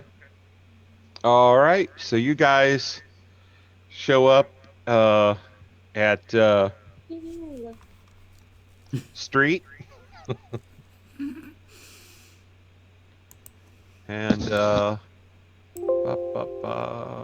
can't find what I'm looking for. Ah, there it is. Oh, and I don't know if it was ever specified, but they brought my armor at some point, and I'm now in my armor. Yes, Arthur, you are correct. Thank you for that. When Arthur showed up with the 12 guys, Boyani handed you your armor Right. Right. and anything Thank else you. you left behind. Yeah. Okay. Awesome. So you have everything. Yes, and I am taking off the hammer pants and bulky outfit at this point. And Okay. I'll leave Ralph with the truck. You'll leave Ralph with the truck? Yeah, he was with the armor. And so if they brought everything inside, they brought him inside too. Oh, right, Ralph. Yeah, they will. Fluff-wise, he's fine staying with the encampment that has all the horses. Actually, Yeah, he's with the horses. oh, that's sad. We could have used him as a primo distraction. Yeah, and then he would have died. Not necessarily. Yeah, probably. Oh. All right, guys. And then Z-Teach is going to go to the next world, and Oris is going with him. Great. Just love the image of like a fancy executive suite, and then just this rhino thing just busting out of an elevator. Oh no, I just meant for the guys in the parking garage. I didn't even think about taking them upstairs. Would be funny though. All right, Let the rhinos in. you are not placed in where you actually are. I just had to put everybody's marker on the map. Oh, doggone it, I forgot something.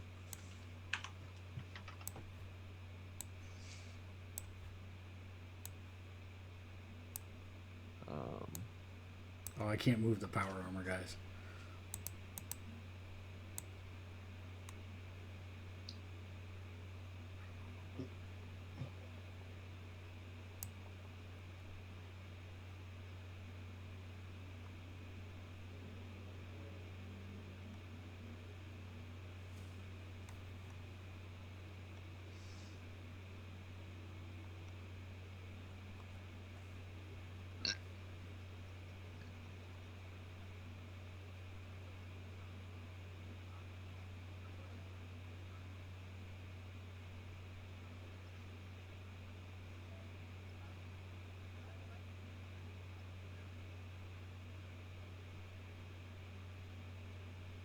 All right, you can't move these guys? The 12 guys to the right, no. Oh, did I forget how to do that? You might have to click on each one and go into the settings and change the edited by to everyone. Controlled by. I can't click in that. Oh, no, I can. There we go. Oh gosh, yeah. Okay. It might be easier to do that to one of them, delete the rest, and copy and paste that one. Yeah. It's just I had the numbers on there. Oh. No problem. I'm having a little bit of lag. Let me zoom in, that'll help.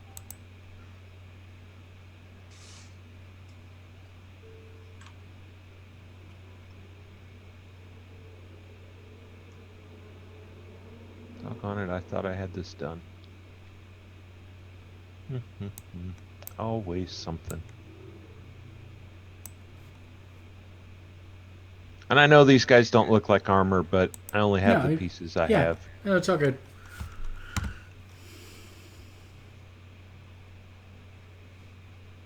Are you noticing lag when you use Roll20? Mm-mm. I don't usually see it. Occasionally I'll see it when I'm GMing. If I've got a lot of resources on the table and I've got a bunch of stuff in the background, but maybe that's what it is. Because when I click on Control Buy, I'll show you how long. So I click on Control Buy now. And now I get the drop down. Oh, I don't have that. I don't have that, yeah. I'm having that with everything.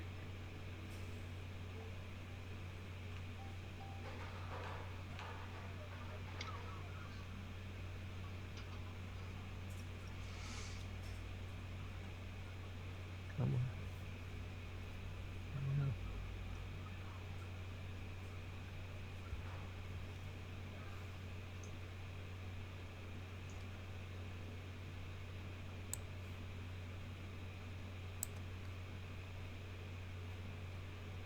I'm gonna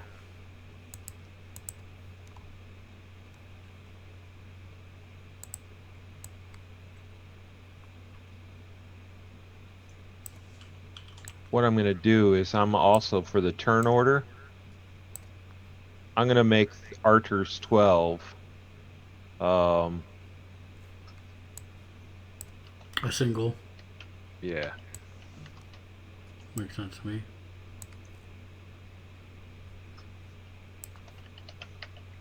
I'm also gonna add Archer. He's already done it. I just added it. Oh, to the turn order. I'm sorry. Yeah.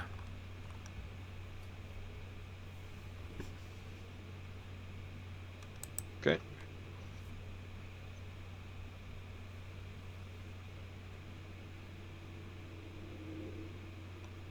And I'm gonna go ahead and deal cards. Deal cards. I mean, would Miasnik really have parked right in line of a tank? Is my only question. Like, it's already aimed at us.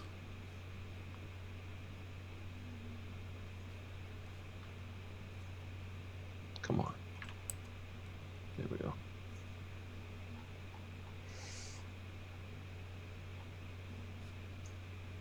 There we go.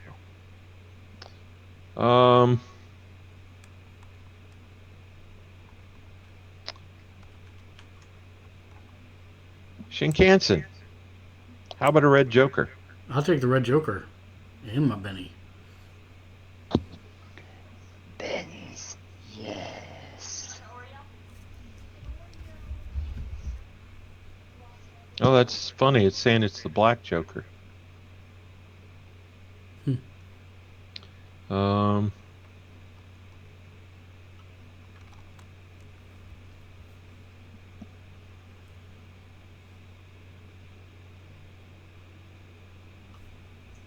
And the last thing I got to do, there you go.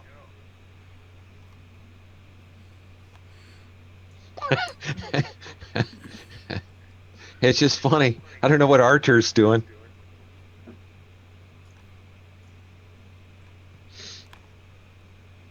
Nothing, apparently. Did you hear my small comment about this setup? No. So, would Miasnik really be as silly as to pull us directly into the firing line of a tank? Well, he let you go. He let you guys out on the street. You guys walked down the ramp. This, by the way. Oh, that's the end of the parking ramp. That is. I see. That was the part I was missing. Okay. All right. So I want to show you some pictures.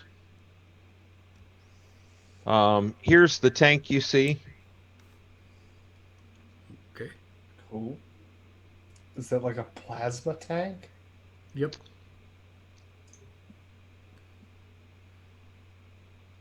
Is bad And you news. see two cyborgs that both kind of look like this.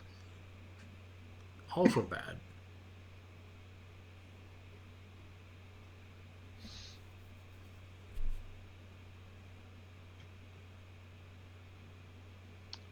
Where is the garage?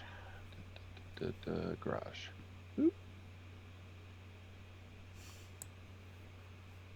All right, Mr. Shinkansen. 2, 3, 4, 5, 6.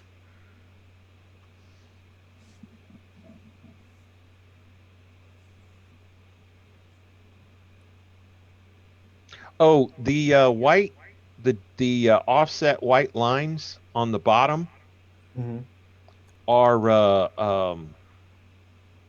are concrete walls that are probably about waist high, Got it. and the yellow line that goes from side to side is the wall, and the box is the elevator. Got it. What is my pace? I think it's 6. It is 6. It is 6.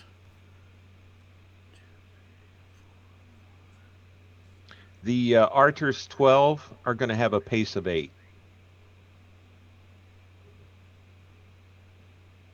Question for you.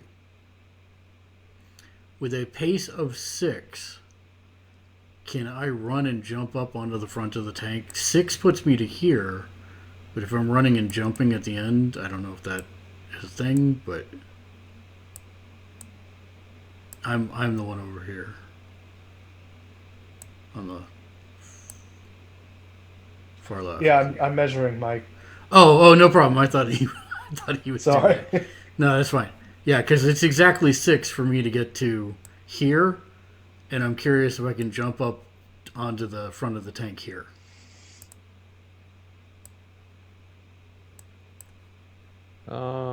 Where's the ruler?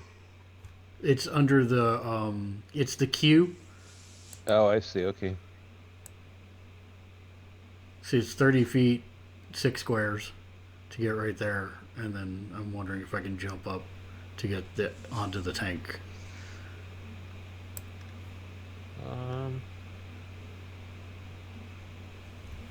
No, because the front of the tank is 7 squares. Now you can do that, but that means you're doubling your move.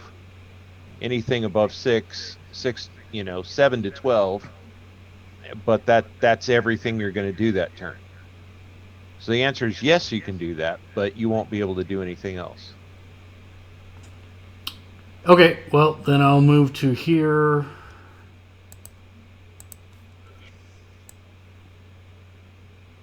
And I've got my swords out. I pull them out as I'm running up. And my action will be to attempt to chop off the front half of the turret on the tank. The gun turret. Which doesn't necessarily mean it won't be able to fire, but it shouldn't be as accurate, or maybe it will stop it. Who knows? So I need to find my character sheet. There it is. And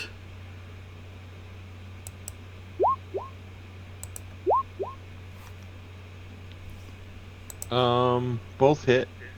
okay. So katana is not great. Now, can you spend a Benny to reroll damage or no? Sure. Okay, so I will spend a Benny to reroll that damage. See if I can do it today. Hey, did it. Okay, so if I hit the roll damage button again, that's gonna be another Benny, because that's even worse. How is that possible? I really need it to damage the heck out of this. Are you kidding me? How is this going backwards? Benny. I'm not going to have any Benny stats. Oh, reroll damage. I don't know how armor piercing work, but I mean, they are Yeah. massively armor piercing. Yeah. They are. So, that's it. I'll stick with that one. I don't think we ever noticed that before, that it has an AP of 10.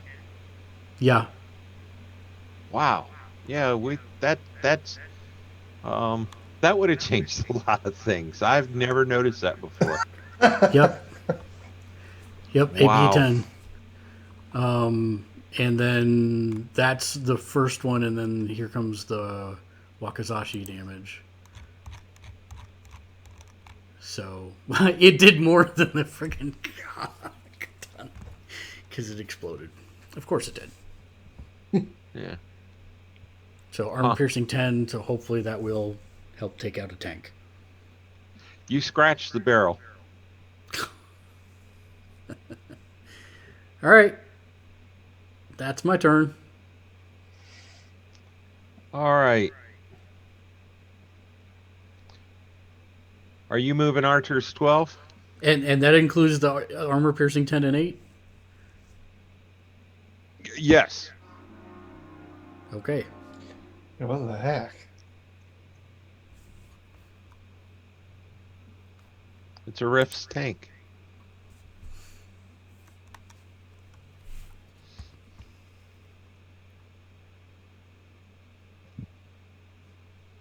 Come on, you're on the boss level of the dungeon.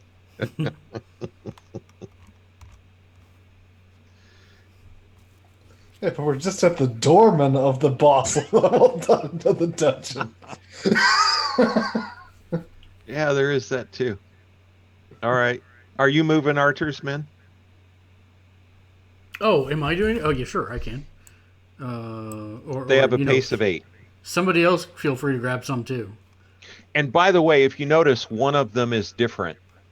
Right, it's the one with yeah, I put him in the front. Wait, well, how did he get moved away again? Oh no, he's still there. He's Yep. in the front. Yeah, yeah.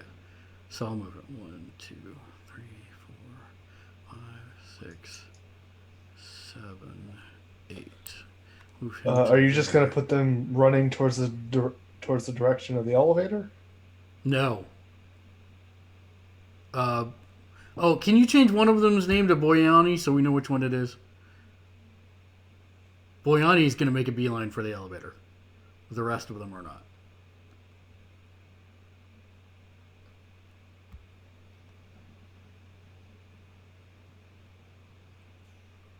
And ZT, you heard me before when I told you I was giving you my gun because you didn't have one, or do you? Or do you have one?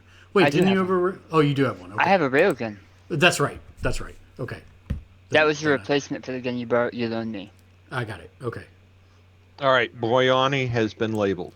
Perfect. 1, 2, 3, 4, 5, 6, 7, 8, 9, 10, 11, 12. That's 12. 13.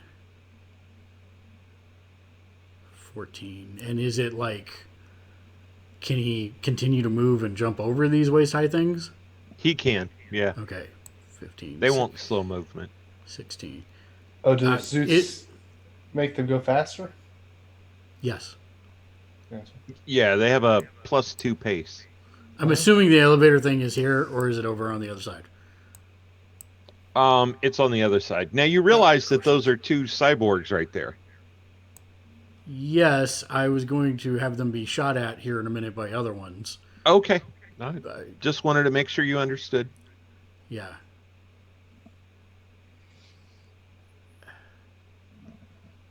Well, if that's the case, then I'll move them to here for now. Anybody else going to move any of these? Where are they moving? Yeah, I don't know where we're moving them. Can you to. click just a general area? Well, I mean, we're going to have to engage the cyborgs.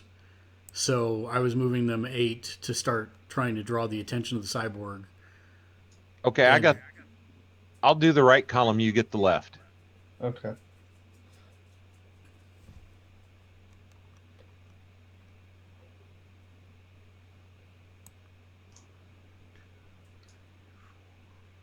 to.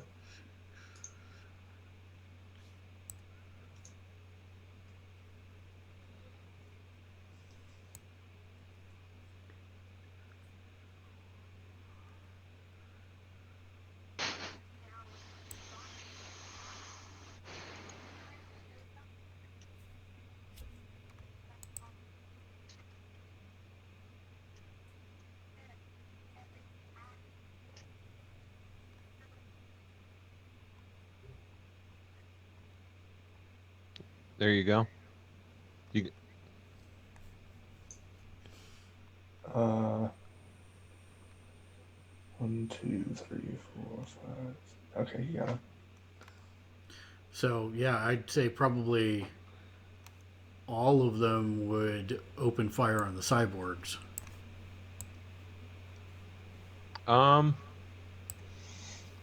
Open up the Utani weapon stats. Yes. Yeah, everybody's in range. Probably Look want at- some of the multi-rifle guys to be shooting the grenade launcher at the tank. Oh, well, yeah. That's great. Yes. Well, Sorry, except Mark's right next to the tank. Yeah, that's gonna be a problem now. just Yeah, shoot it's the a back small. of the tank. It's a small blast template. Look at the minigun. 3d12 plus 3. Yes. That's why he's right here and firing on the cyborgs. On the cyborgs, Yes. not the tank. Not the tank. Okay. Unless I'm missing something. 3d12 plus 12. 3d12 plus 3. Right. Okay. Just reminding you. That's okay. I think John's pointing out that it's gonna annihilate the cyborgs rather quickly. Yeah, that's what we want. We don't want them pulling an alarm or anything. But like we could point the minigun at the tank and then just point a couple more of the other guys with regular rifles at the cyborgs to suppress them. Okay. I'm open to whatever. Yeah. Up to you guys. Sure. Let's All do right. So who's shooting first? Do the minigun. All I right. mean, Go ahead. I'm afraid it's not going to have any effect on the tank because they have 0 armor piercing. That is yep, you're right. That's why I was planning on doing the cyborgs because at least Well, then maybe it'll hurt do them. your plan, brother. Don't let me change All it. right. I'm just pointing out stuff. They have a fighting of 10, so just roll a I don't know if you can do it, but these guys are extras, not Boyani. All of them except Boyani are extras. Mhm. So they don't have a whatever the D6 is called, like the wild card Right. die. They don't have a wild card die. Right. So they just have a exploding D10 for shooting. So it's a D20 or just a D10 exploding. Okay. Yes. Any plus or anything? Nope. Okay. Oh, yeah, +4 if they're shooting. What are they shooting? The cyborgs? Yeah, the cyborgs. +1 for size. Okay. So this is the plasma gun guy, I guess. There we go. That'll work. Yeah. Is he shooting 1 or 2? Both of them. I don't know how that mechanic works. Do I need to roll again for the second one?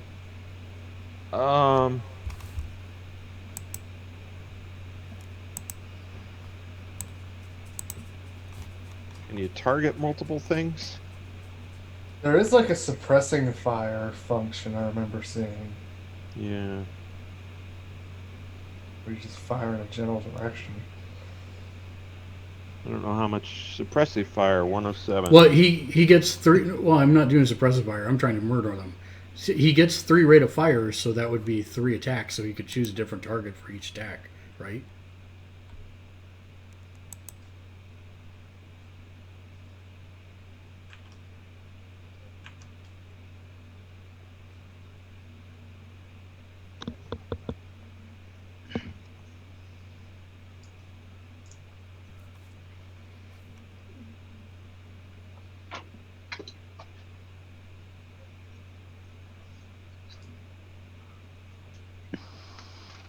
Wow. Um. Yeah. Let me tell you, suppressive fire.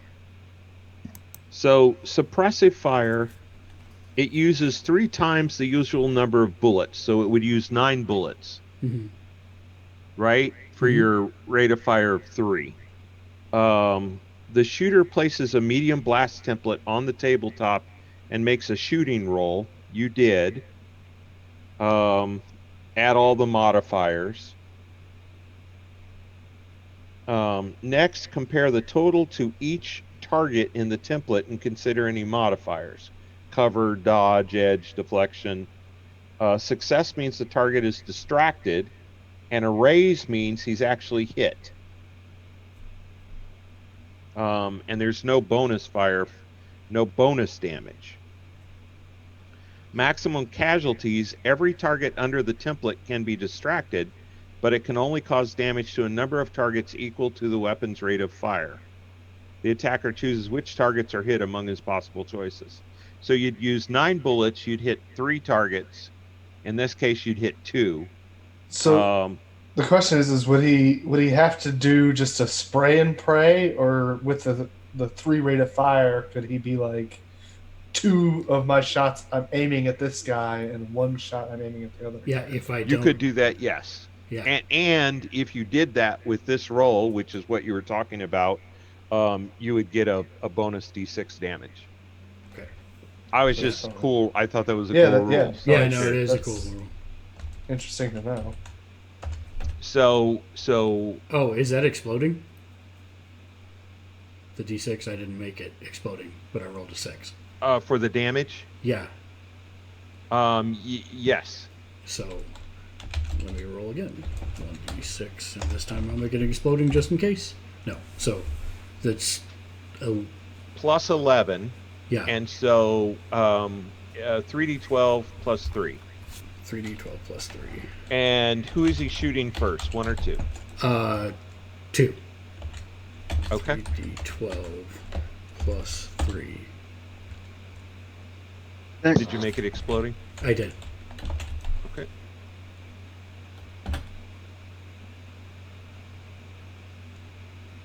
So 21 plus 11.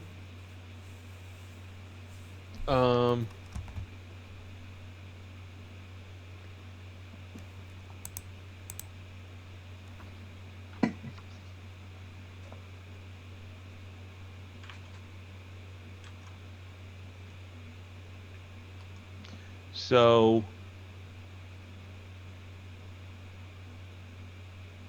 why am I not getting the boxes?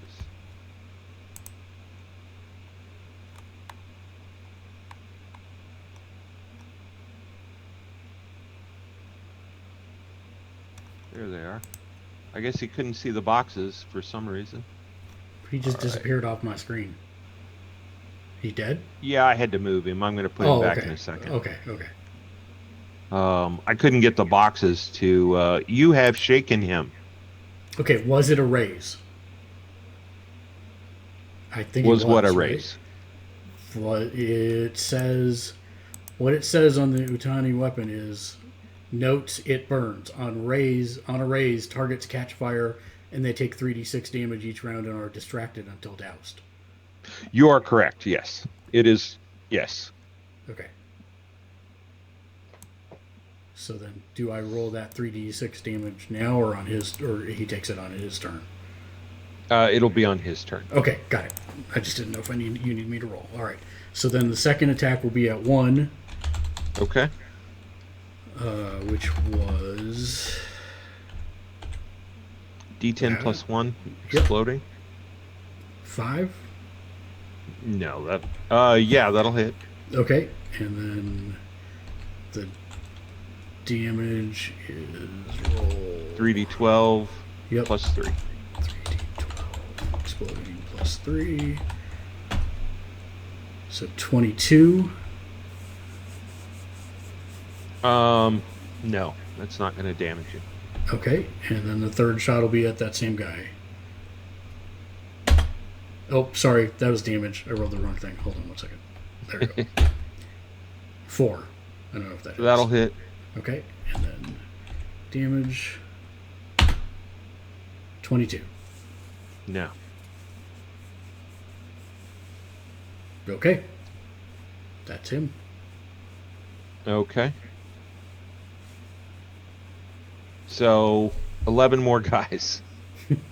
Oh man. Why don't we just? Well, that's not super fair.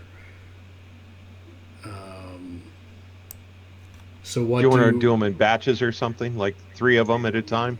Yeah. What? So let's say that this guy, and this guy, these 3 are gonna aim at the tank. Okay. So With the rifle or the grenade launcher?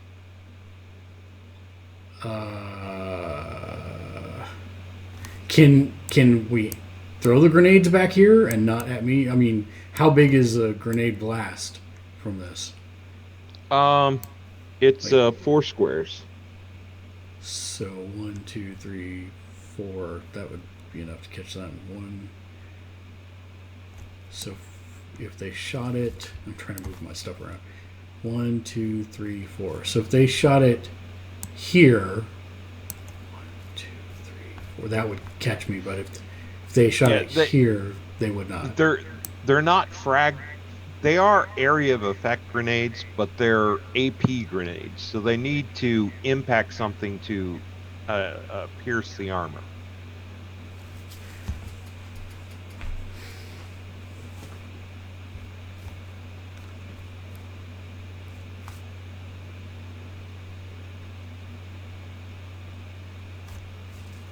And I don't know if you looked at the stats, but the grenades have a armor piercing of 16.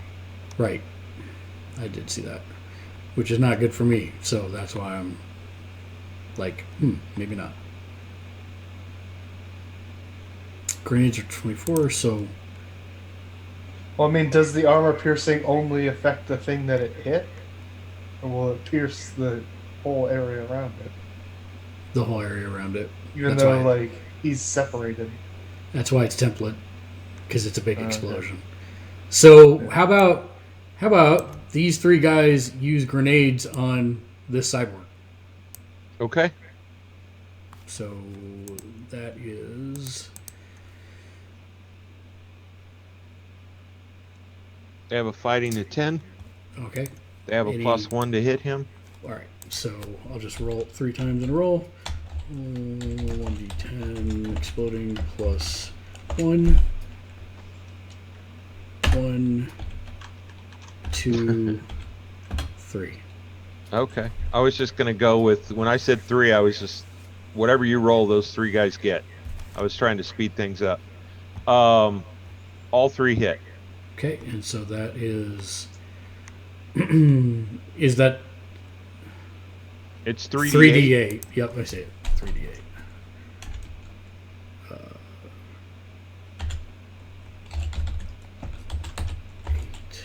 Exploding. It's actually 3d8 plus a d6. Okay. Because I'm going to go with that first roll. Okay. Which is a raise, which means all 3 get bonus damage. Got it. 24 with armor piercing 16.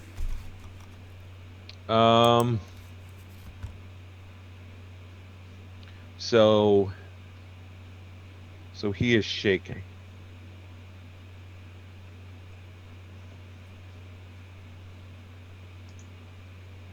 Would he be shaken 3 times?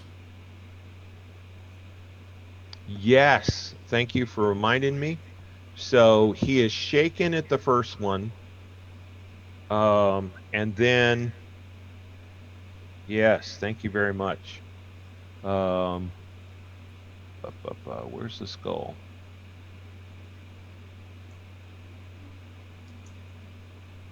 Weren't we using the skull for wounds?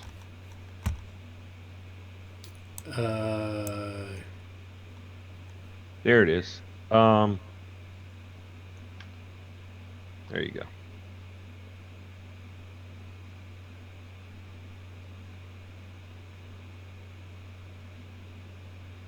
So he's shaken and he has 2 wounds. Okay. And so that was this guy, and this guy. Can you... Oh, I guess I can do it, actually. Hold on one second. I just got to figure out how. So I'm going to put a thing on him. I put the little wrench to designate that they need to reload. Because when it says reload 2, does that mean it takes 2 actions to reload? Or 2 rounds? I think so. Yeah, that's what I thought. Oh, he doesn't get one. I actually meant to look that up. Page 66.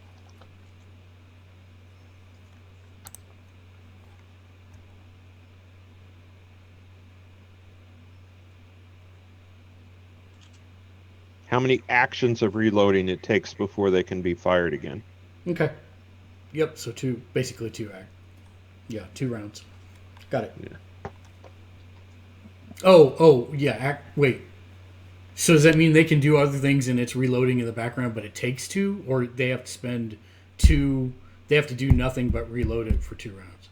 They have to reload it for 2 rounds. Got it. Okay, so the next 3 will be Boyani and the 2 guys behind him.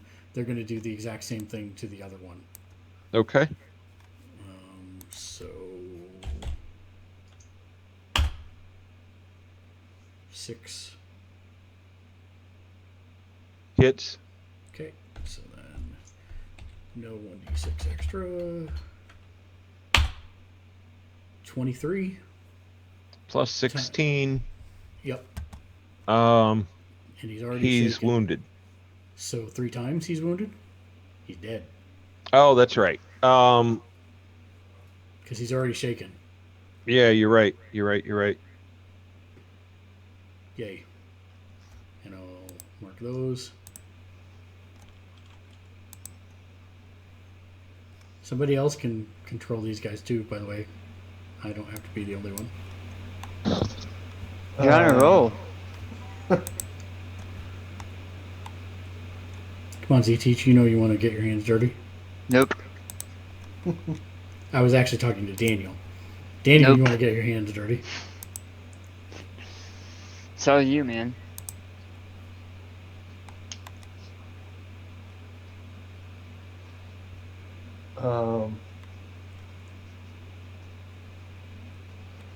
So 11, 5, and 2.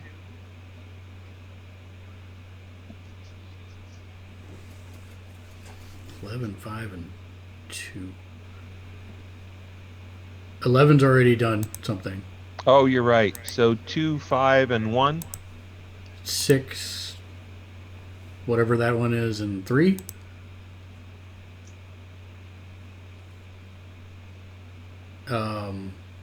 We'll have them shoot at the tank normally. 6 already. You mean 2? 6 is this one right here. 6 is this one right here. That's 5. That's a 5, Mark. Okay, that was zoomed out. Zoom It looks in. like it looked like a 6 zoomed out. Sorry. So it's that one, 2 and 5 are that together. one, yep, and 3. Okay. We'll shoot at the tank normally. Okay. So that's 1d10 plus 1, or is Wow, it if bigger? you zoom out, it does really look like a 6. Yeah, that's why I was like, that's a 6. 9. Hits. Plus 4. You have a plus 4. So you've got a raise. Okay. Let's see what the stats were on this. So it was So it should be 46. 46. Plus 6. Yep. Everything exploding.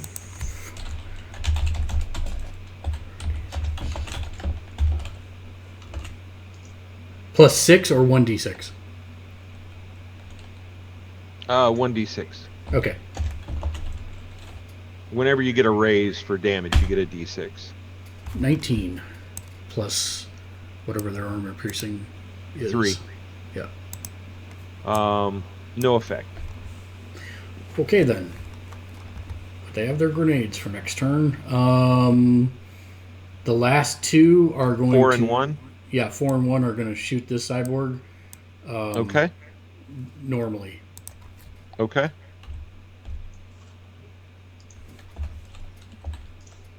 And is that 1d10 plus 1 now or 4?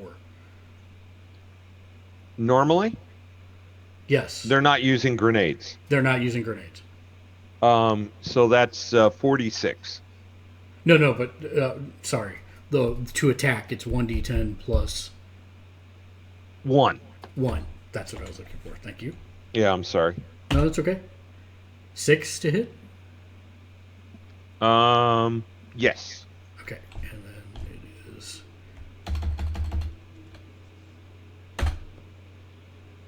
11 plus armor piercing 3. No effect. Okay. And that's their turn. All right. So Z-Teach, if you haven't fallen asleep. 10 years later.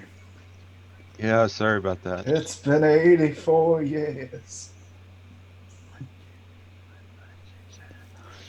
GT's is going to move here and attempt to cast Major Deflection or Grand Deflection. Okay. I'll take it. Do you need a raise to do that? Do I have a raise, right? You do have 1 raise. I didn't know are there other requirements to do that? No. Okay, you got it.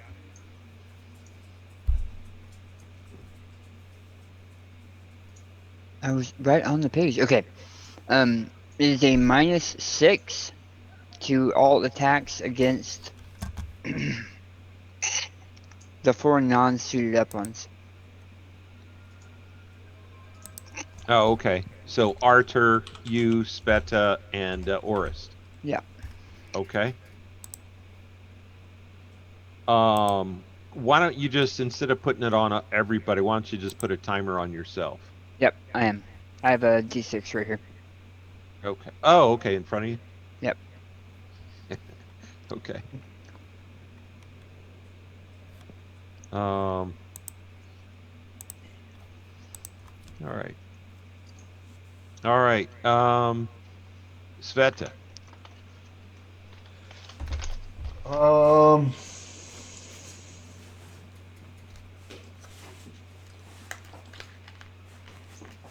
I don't have high hopes I can do anything to the tank.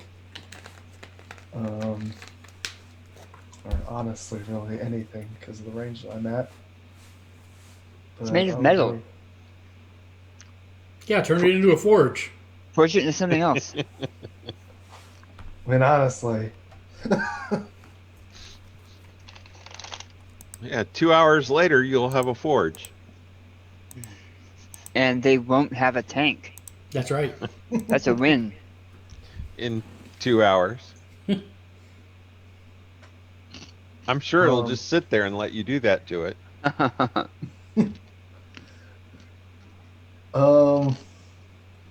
Are there any slits on the tank that would like I could shoot an arrow through or anything? Or is it completely sealed? Shoot down the turret. Oh, there's slits on the front. Do you see the little with the star on top of it? All right. Yeah, there's glass there. Do you have glass piercing arrows? I do not. All right. Yeah, my arrows aren't going to do jack to the tank. My hammer can maybe hurt it. But I'm not at the distance for that. So I'm going to try and shoot at the last cyborg that's there with my bow. Okay. I'm going to enchant it with steel.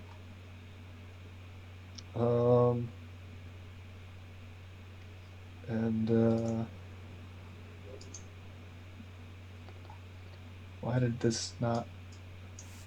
roll for... There it goes. That just took a long time. Does an 8 hit?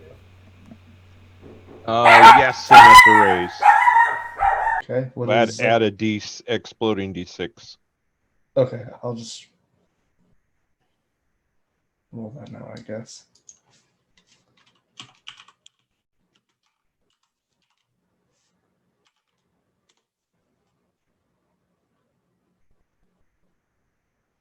There's a 3. And oh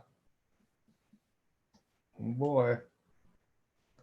Oh wait, well, hang on. I gotta roll another 2d6 because of the enchantment. So 21 plus 3. So you have an AP1. So you rolled a 6, a 15, and you have an AP of 1.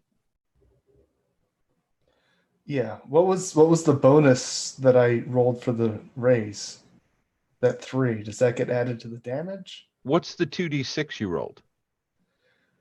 So I rolled for the base damage of the bow, and then I rolled 2d6 for the damage of the enchantment for the steel. The steel increases its damage by 2d6. Okay. Oh, and plus 1 armor piercing, apparently. Okay. And so roll one exploding D6 because you got a raise. That was what I rolled. Wait, hang on a second.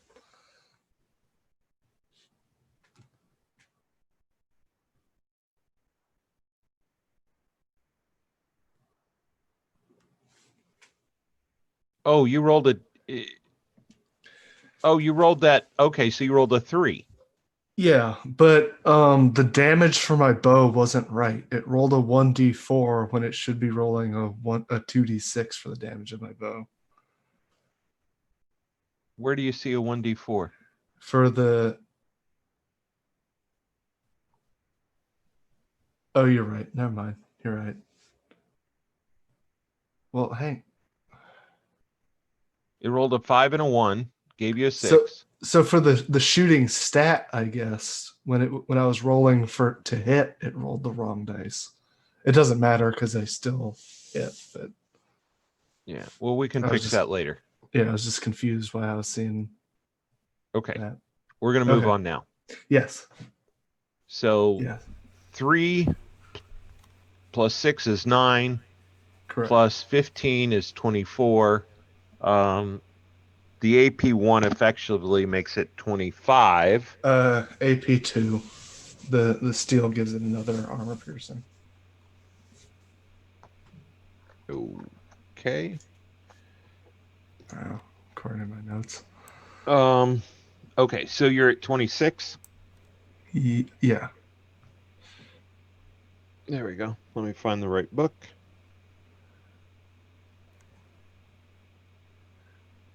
That exploding second roll really helped with the 15.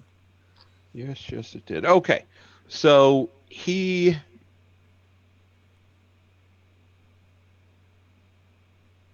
actually needed a 26. Yay! Wow. Bam. Hey. You got the exact number you needed. Okay. Me.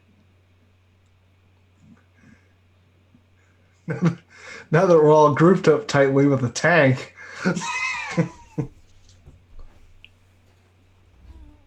What he hasn't mentioned is that it gets 10 actions per round. Yeah. It only needs one.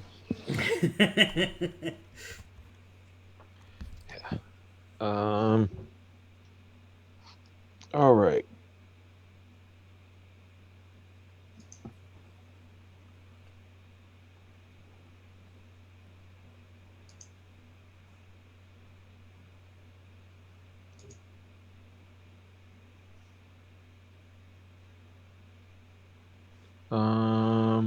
Okay, and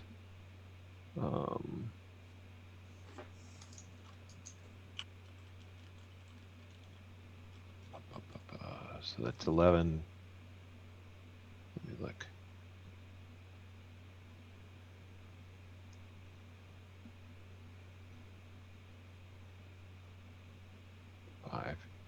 Okay, so we'll call that 16. Okay. And I rolled what? 90. All right. So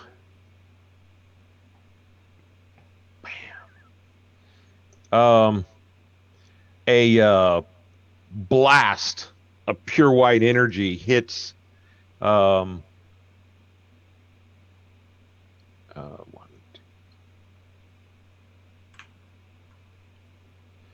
hits Yosip and just obliterates him.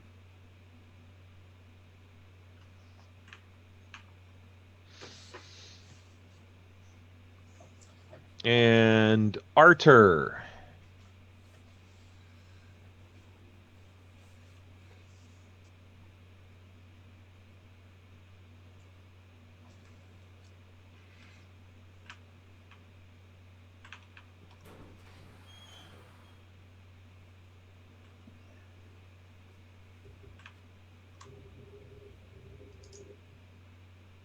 He hits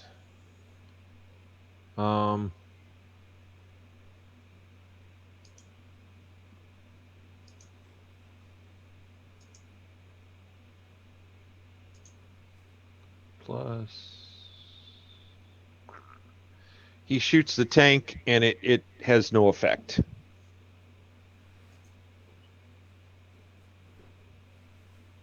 So since we have a joker, I'm going to recall all the cards, shuffle the cards, and deal to everybody. As soon as it lets me.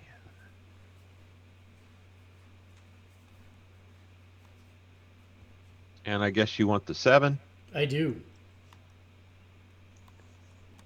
Let's put that in order.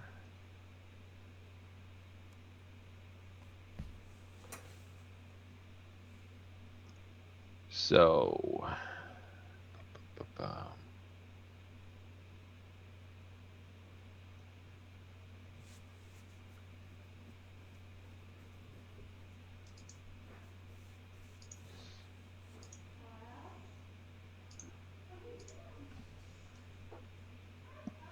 what is that again?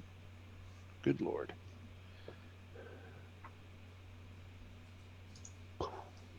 Oh, wow.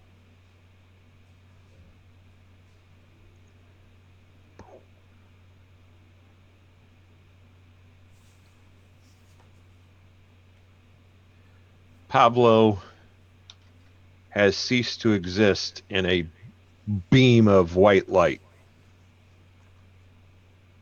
That's bad. Man. Okay.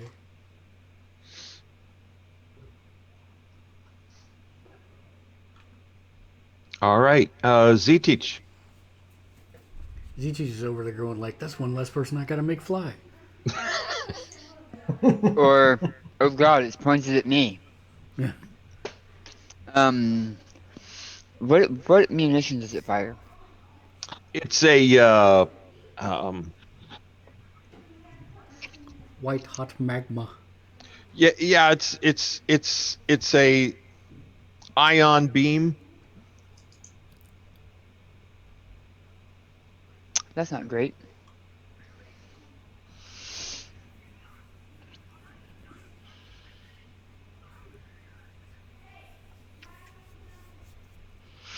This parking garage? Are we on the bottom level of the parking garage? Is there stuff underneath us? Just dirt. Okay.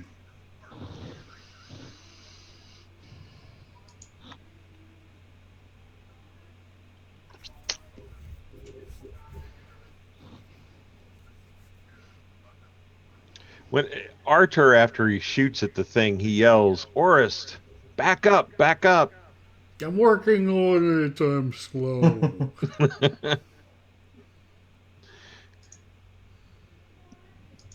I'm going to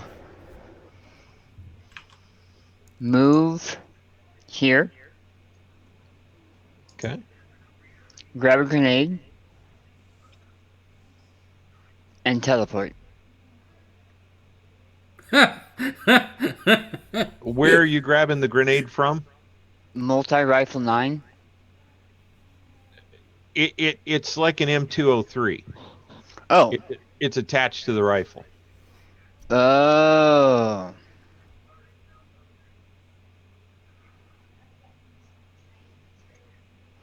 Where is the darn thing?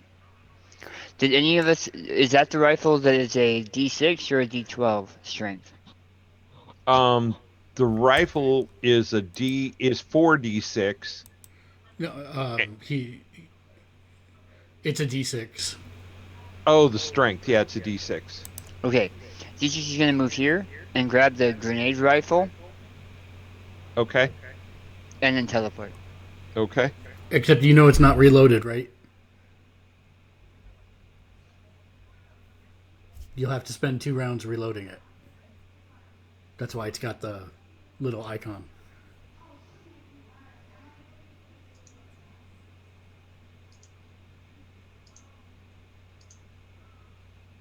Did you copy that, Daniel? Yeah, I'm thinking. Okay. Are they attached to the armor in any way? No. I'm going to touch the rifle in multi-rifle 3 and teleport. Okay.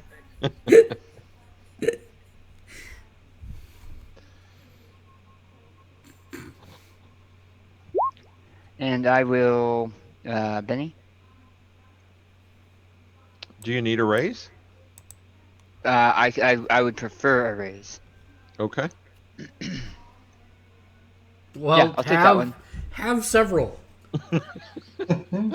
I'm teleporting into the tank. That's why I wanted a raise. I know. Wow. Okay.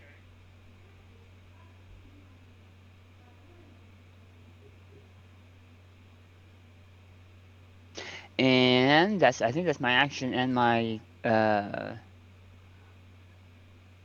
action and my ability. Yeah. I was, when you think about things you see, you as a game master, you anticipate how's the fight going to go. I did not anticipate that.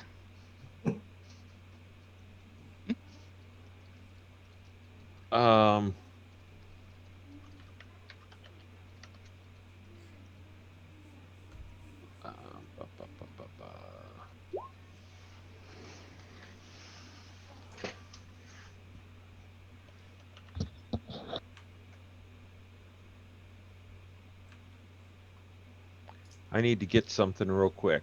Why don't you guys fill the dead air for a minute? I'm just going to set the number 3 to have the icon for the wrench because he's going to have to pick up the down guy's rifle because he doesn't have one anymore on his turn. So he's taking 11s that needs to be reloaded. Fair enough.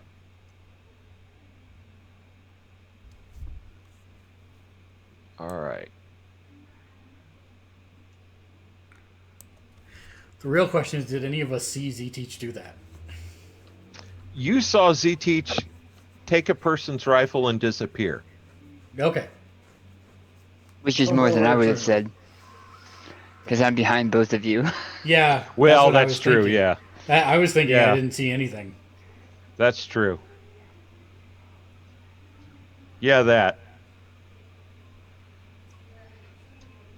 All right. I hate to say it. I didn't anticipate the tank crew surviving. Because I figure either the tank kills you all or you blow up the tank. So I didn't bother with pictures of the tank crew.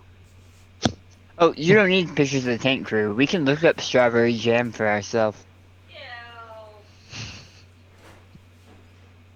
I have to show you what you see when you get inside the tank.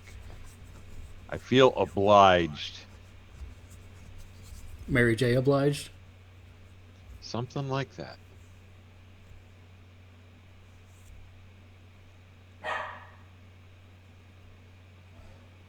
The dog agrees with me. The dog is 5 seconds from me and chop suey. That would be Gogi.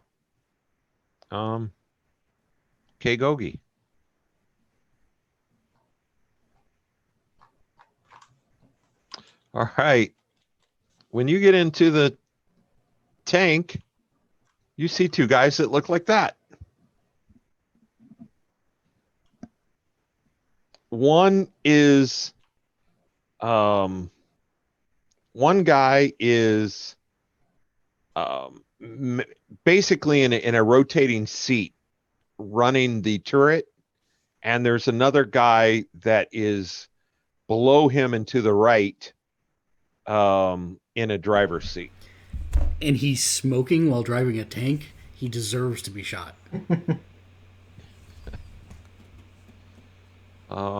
So all right, where's the garage? There's the garage. Back to the garage. All right, there you go. So I've fulfilled my duty.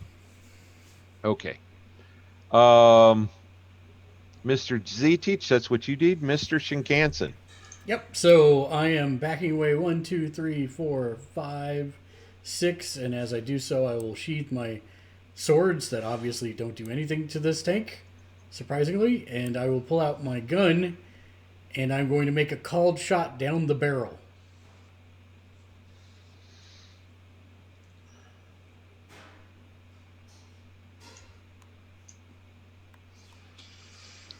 So I guess it'd be the right barrel, since it's kind of split.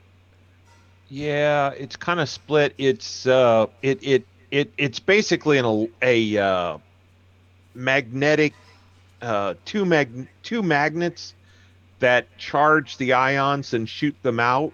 Mm-hmm. So like if it was a real tank, you would shoot down the barrel and you would be shooting inside the tank. Correct. This doesn't go inside the tank. Right. I get that. I'm just trying Okay. to blow up the ion charger. Got it. Like Okay. disable it. Yeah. Yeah. Yeah. Great idea.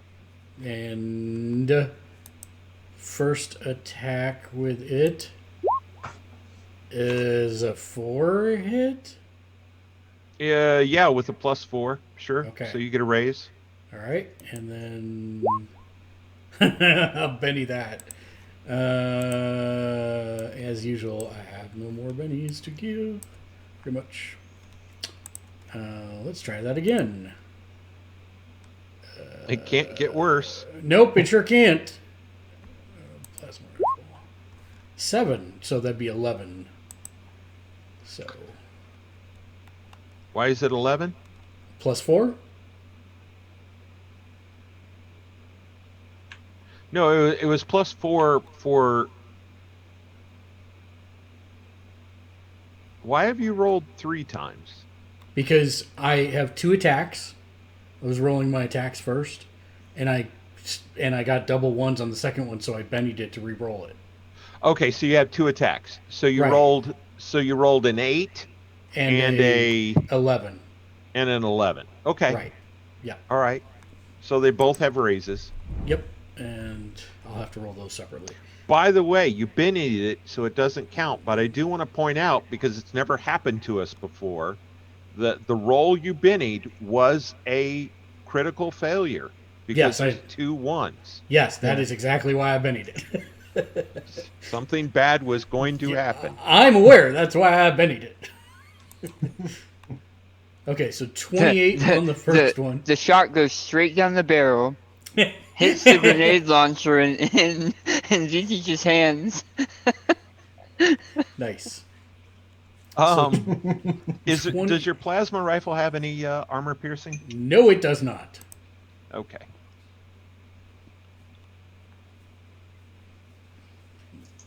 No, it does not. And then it says go ahead. bonus damage, but that's your hero die, right? I don't know what that thing is. I've always ignored it. Okay. And then I need a roll 1d6 exclamation point. So 31 on that one, and then rolling damage for the second one. 24 plus 1d6, so 25 on the second one.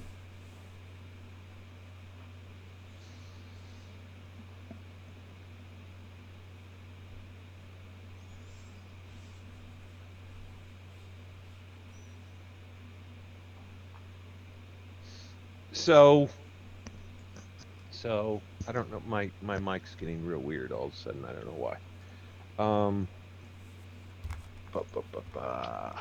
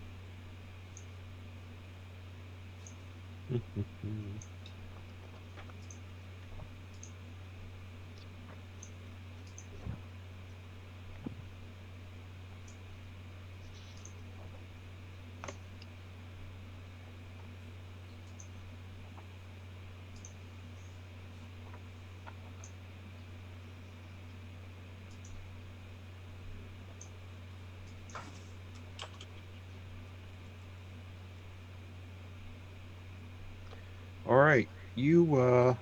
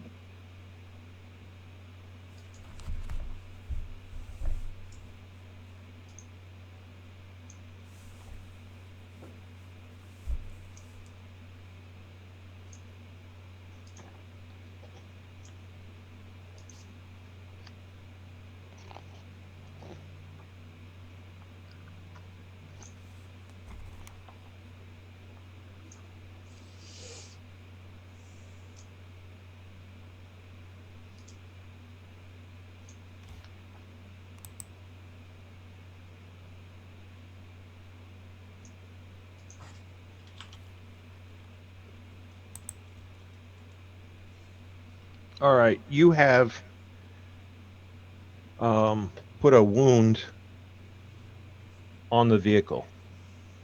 There is a chunk of the turret blown off. Yay, hopefully that will stop. That's my turn.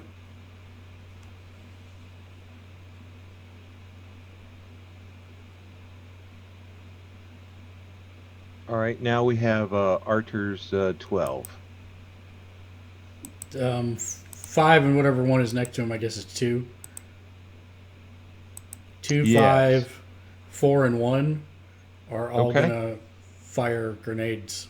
All right, go ahead and just one roll for all 4 of them. It's 1d10 plus 1 or 4. 1d10 plus 4. Okay.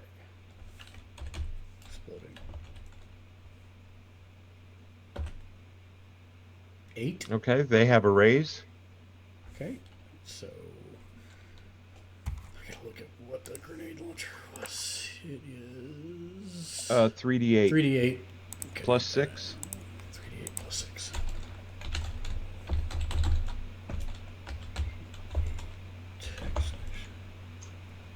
$3d8 plus 1d6, right? Yes. I'm sorry. Yes. No problem.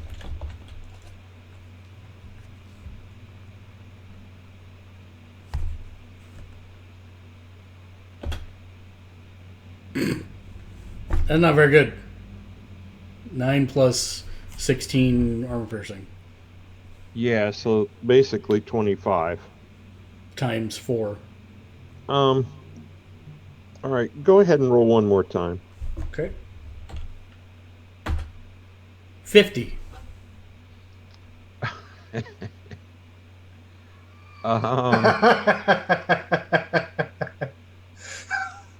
Well, it's not a raise.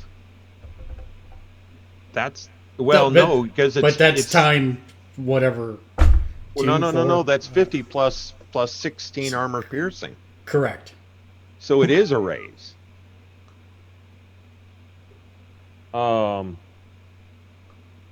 Which means that's 2 more wounds. So it's dead, right? 3. Yeah, unfortunately, it's a huge vehicle which has more than 3 wounds. Okay. Mr. Archer. Mr. Archer is going to shoot the tank.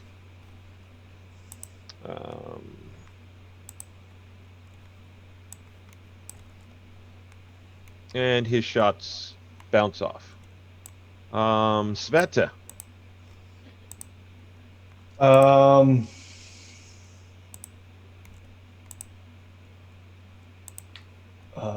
honestly a little afraid to get next to that because we still have some grenadiers.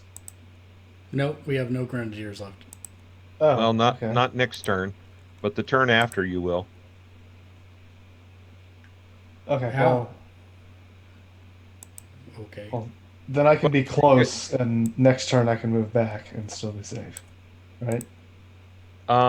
Yeah. Oh, okay. Can you show me the picture of the tank again? I can.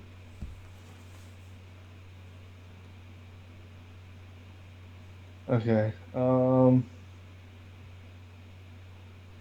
I'm going to take my hammer and wail on this turret.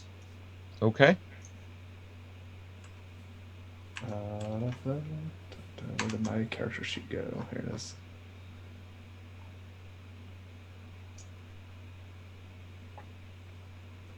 Will 5 hit? 5 will hit. Oof. Roll an exploding d6. Okay. You don't have to type. You can use the thing in the... See the polyhedral dice? Yeah, but I don't know how to make those explode through that. Oh, they're already set to explode. So I can do that. There you go. So that's 44. Yep. What was the exploding dice for? Because you got a raise when you hit. Because it's +4 to hit a huge thing. Oh, okay. I was about to say, I was like, how? Okay. Okay. You hit the side of the hull of the tank. You come up with this big and you just see cracks shatter across the tank. Oh, wow. All right. So we're going to deal cards.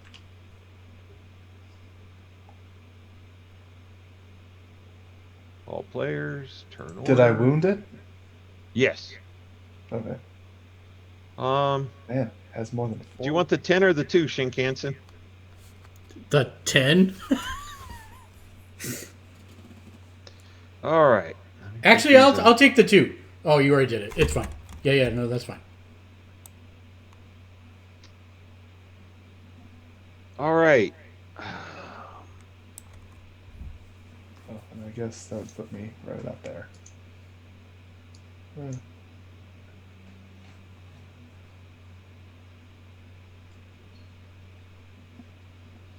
All right.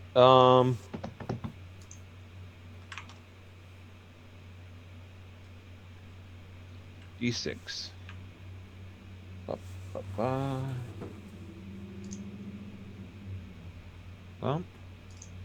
And bump. All right. So, Z-Teach. When you teleport into something,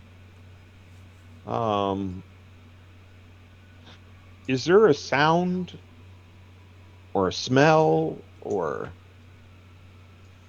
I'd say are you just silently there? no. I mean, all spells have kind of a show, right? So I'd say there's probably like It's a ding, like fries are done. Ding.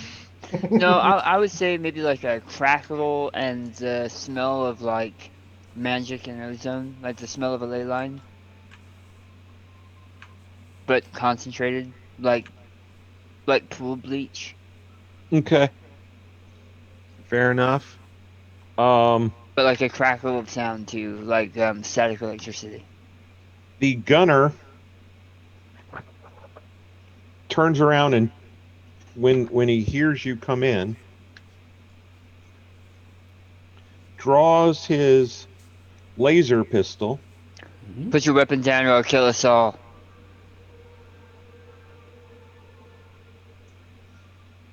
and is going to shoot at you. Don't forget he has a -6 to hit him. And he misses. Ding ding ding ding ding ding ding. Yeah, that's what I was just gonna say. Ricochets and kills the driver. Perfect.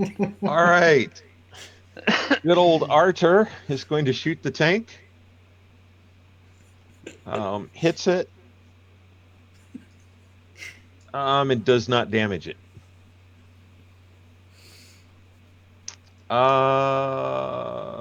Shinkansen.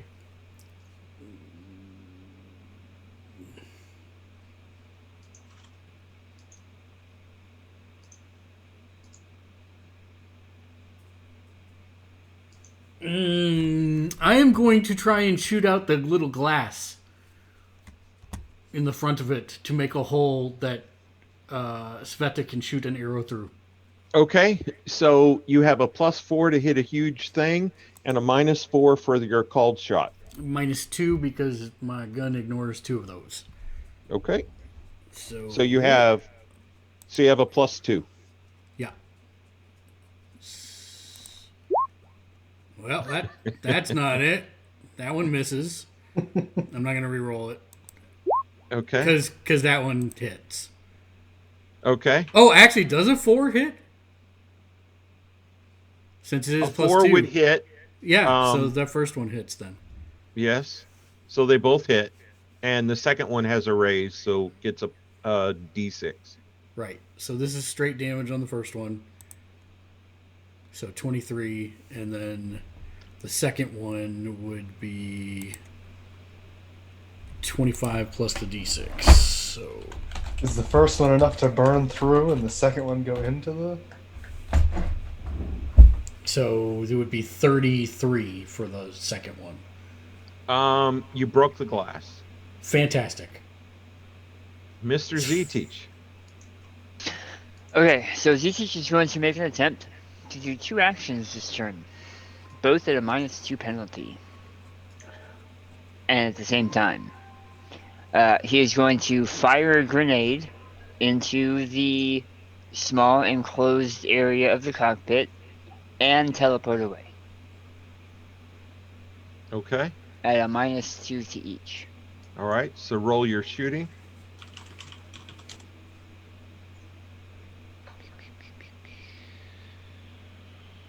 There you are.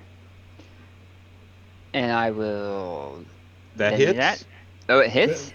Oh, I guess I'm in an enclosed area. Yeah. Yeah, and you rolled a 5, so that's a success. I rolled a 5 -2. Oh. So I'm bending that and trying again. And I'm bending that and trying again. My name is Orist.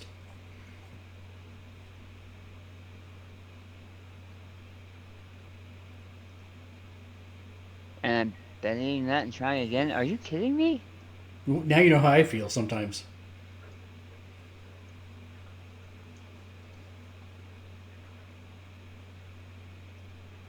Can I give them some of my bennies? Well, I mean, all in all, I'm pulling the trigger, actually right? can. It doesn't. It Do you doesn't want to really- Benny his roll? So I have a question to ask the GM. If I were to be firing this out in public, and I did not... will roll randomly to see where it hits. Okay, then I'm fine. I don't care where it hits. You're in an enclosed space, so Yeah. yes, it's going to rattle around, and I know where you're going. So okay, Yeah. go on. So now I'm going to roll my spellcasting for teleport. Okay. At a -2 is a 6. Yeah. Which doesn't have a raise, but it still counts.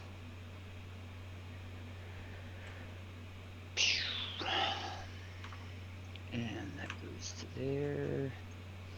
And I will teleport out. 1, 2, 3, 4, 5, 6, 7, 8, 9, 10, 11,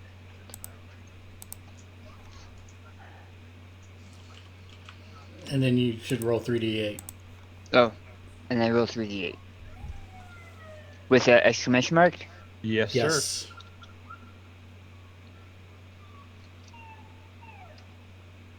Yeah. Inspector Benny. Oh, I still have one. I can use mine. And I can use one of mine. No, you already did it. Alright, that's fine.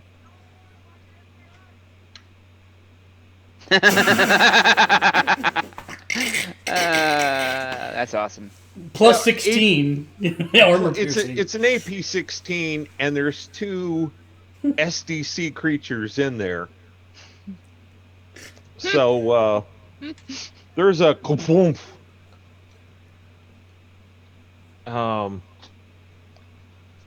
Yeah, there's a kaboom and kind of loud explosion, and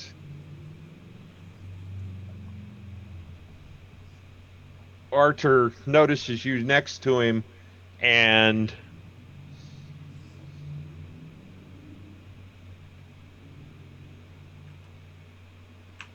he's starting to shoot, and he looks at you and says, "Is it dead?" I believe so. I can't imagine any of the technology or people in there surviving much longer than that, but I think we should have one of these nice gentlemen climb up and open the top.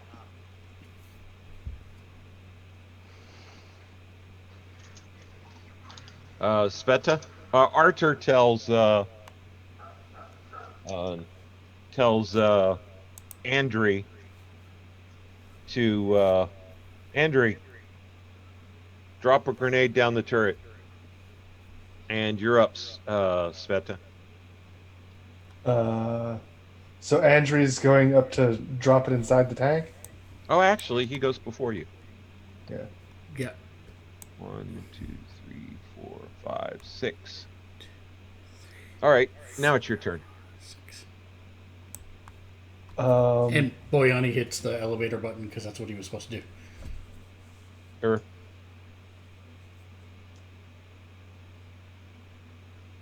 Yeah, I'm just gonna start making my way over, I guess. Make my way. Because she wouldn't know how a tank works or how to get into it. Okay. So The tank doesn't shoot. He climbs up, drops a grenade. He has a couple normal grenades in the tank. Another explosion. The tank still doesn't move.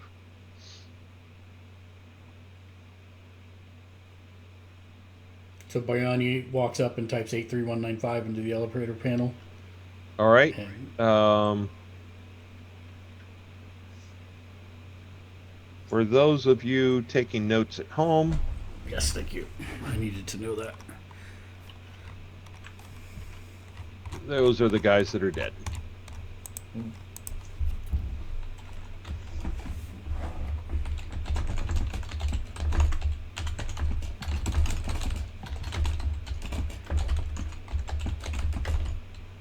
Not Yosup! Before we head Before we head out any further, I'm gonna ask them to drag these two back onto the truck. into the truck. That's a good point. And I'm going to ask everybody else to reload while we're waiting for the elevators. Yeah, everybody reloads their grenade launchers. I mean.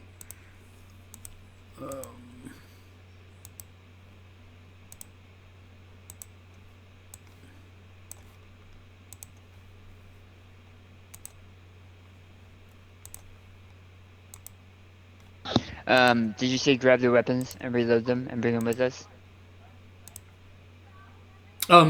Well, you have one that now needs to be reloaded. I had number 3 pick up 11s since you took his.